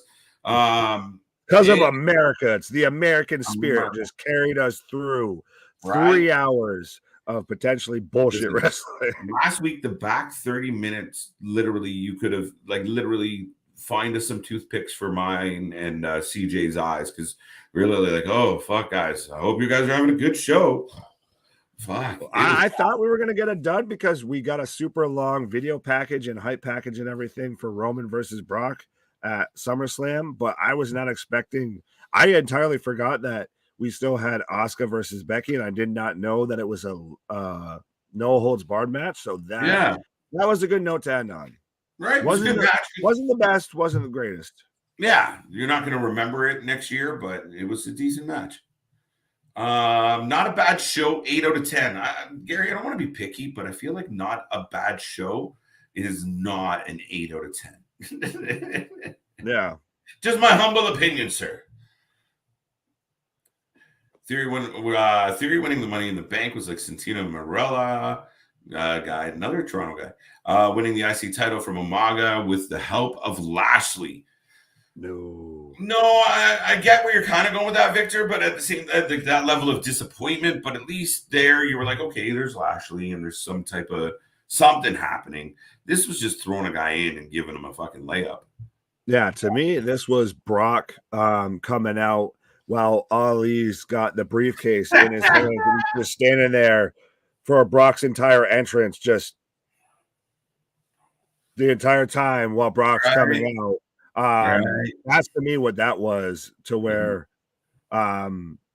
you knew from the jump pretty much once he was introduced, because there was no reason. It came out of nowhere. Christ, he'd already had a match earlier that night that ended up with Bobby Lashley being bloody, so it looked like it was a physical match. And then he's thrown into this. It was a telltale. It was very much the MacGuffin for that whole match. Right. But no, I mean, overall, yeah, it's just, listen, we've talked about it so much, and Nick, you're spot on again. But I mean, like it said, it was just bad. It was lazy writing. You just put it in there and shove it in, and everyone's got to be okay with it. But to your point about the Ali thing, I always get the flashbacks like the Austin Powers, like, no, no, like that's what the whole situation was like. But in 30 seconds, I'm going to kill you. You're right. But yeah, again, it's just another example of where it just comes off lazy. And you saw it this year at the Royal Rumble. And again, they have to like understand that it is utterly disappointing when you're totally invested in something and then you're like, oh, fuck. Something that had no part of this is about to take it. What? Victor says 4.5 out of 5. Ooh. Or out of 10. I lied, about 5. That's a bit harsh. Right. Chris says 3. No Bailey. Oh, that's even harsher. Yeah, but Liv was on the show and she got a win. Yeah, I feel like I kind of have to, I guess, based off of how Money in the Bank was, because I ended up giving it a 6 just because everything was great. Little sloppy towards parts of it, especially in the beginning, like we talked about. But we had the great Liv moment. We had the good Street Profits Usos match last night that I gave that a 6. I feel like tonight I have to at least give it a 6 as well, just because, like we keep talking about, we sailed right through this. This wasn't it was an unoffensive episode of Monday Night Raw. It didn't, send you to sleep, but it didn't, overwhelm you either. Yeah. No, yeah, I think that's the best way to put it. It was like a lazy river of an episode. It wasn't there wasn't a whole lot of rocking the boat in either direction. Now there was good stuff. Like I don't want to go wrong. Becky Asuka was good. Right. AJ Styles match was decent. Kind of typical of them, but that feels like it's building something up. I'm mad that we got the Mysterios again. Like everybody that comes to the company has to have a little rivalry with the Mysterios. They've become like the gatekeepers of Raw. The opening sucked. You know what? I'll give it a 5. It wasn't, like I said, right down the middle. I feel like that's fair tonight. Like it just, it was just, it happened, but it wasn't boring. So good for them. You know what? I'll give them a 6. I'll give them just slightly past the passing grade because it wasn't fucking boring. Happy July 4th. Right. Happy July 4th. You get an America bonus point. Right. July 4th bonus point. No John Cena though. I still wonder if that was his actual kind of retirement speech, because we had that whole build up to, or the rumored that we were going to get Cena versus Theory at SummerSlam, and especially with the U.S. title on the line. Well, now Theory's lost the U.S. title, won the Money in the Bank briefcase, and I think we're getting Lashley versus Theory at SummerSlam for at least the U.S. title. So we may not see Cena again until around WrestleMania season, potentially. Survivor Series, maybe, or WrestleMania. No. There's no point. Like Survivor Series, they still do that weird, everybody gives a shit about what show they're on, even though they probably just did the draft like a week before. Man, no, I want them to go back to old school Survivor Series. And I know we're at the end of a 3-hour stream here, so I won't go too far into it. Old school Survivor Series, the way it was set up was awesome. Dude has beef with another dude, goes and finds 3-4 friends, and then the other dude goes and finds 3-4 friends, and they have an actual match with a beef that, like, an angle to it that mattered. And all the matches were Survivor Series matches, except one of the belts. If one of the belts were on the line, then that wasn't. But everything else, and that's the way it should be as far as I'm concerned, because it was fun, because you like Hulk Hogan would go find some buddies, and as we got later in the years, you get like crazy shit, like Demolition would team up with LOD. Survivor Series was my favorite as a kid growing up, and then they fucking ruined it. Oh yeah, you got kind of like the gang warfare that you get now in AEW, like what we saw at like Blood and Guts and stuff like that. Like that would have been a Survivor Series match in the WWE. Yeah, absolutely. And and you watch enough New Japan, they're very big on their large 10-man tags and shit, and a good way to get a bunch of guys in there. And yeah, they're very faction heavy. Yes. So yeah, that was my rant about Survivor Series. I'll give him a 6 because of 4th of July. There you go. Great minds think alike. And 7 for, hey, you know what, Victor? I'm not going to go 7. I'll go 6. I'll stick with the 6, but a very valid bonus point here. WWE Monday Night Raw had picture-in-picture, Nick. Right. Well, if we're gonna go off of all the numbers that he mentioned there, then he's either giving them an 11 or we're going all the way up to a 17 out of 10. So I think Victor just absolutely loved Monday Night Raw. Because if you add up, because it's the 4th of July and the 7 pictures in pictures. So absolutely, Victor. 5 golden rings. Yes, I know, Victor. I gotta just mess with you a little bit. Right. I gave him a 6. There you go. That was the official answer. It was a 6 bonus point. There you go. Yeah, I mean, it's really cool, Nick. I mean, about fucking time that the WWE, their main 3-hour show, gives them picture-in-picture.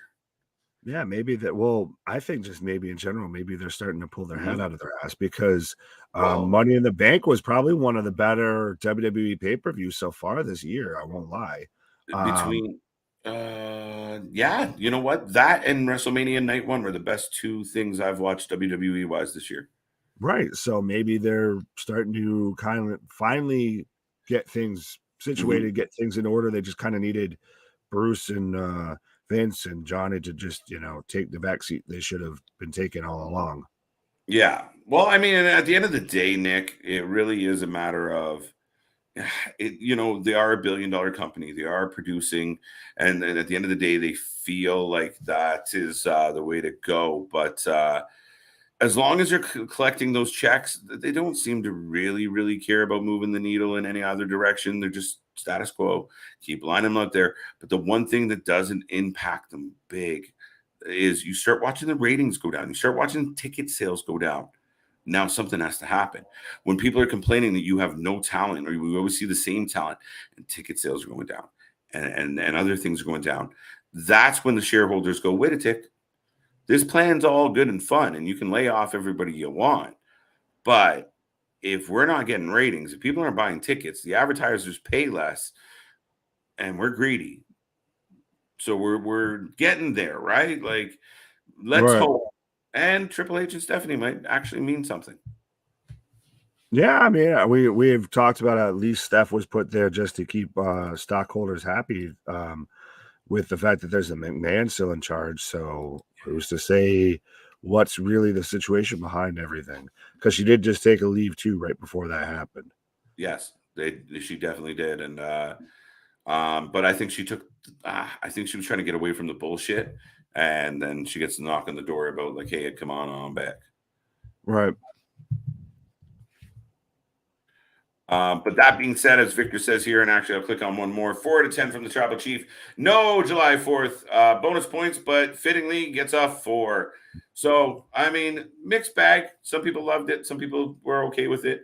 Nobody really hated it. A couple of people who thought it was not great at all. But yeah, Nick, an interesting night of Monday Night Raw, including it was good for a Monday Night Raw, and even at the end of the day, still we're a 10 out of 10. The wrestling may suck, but we never will.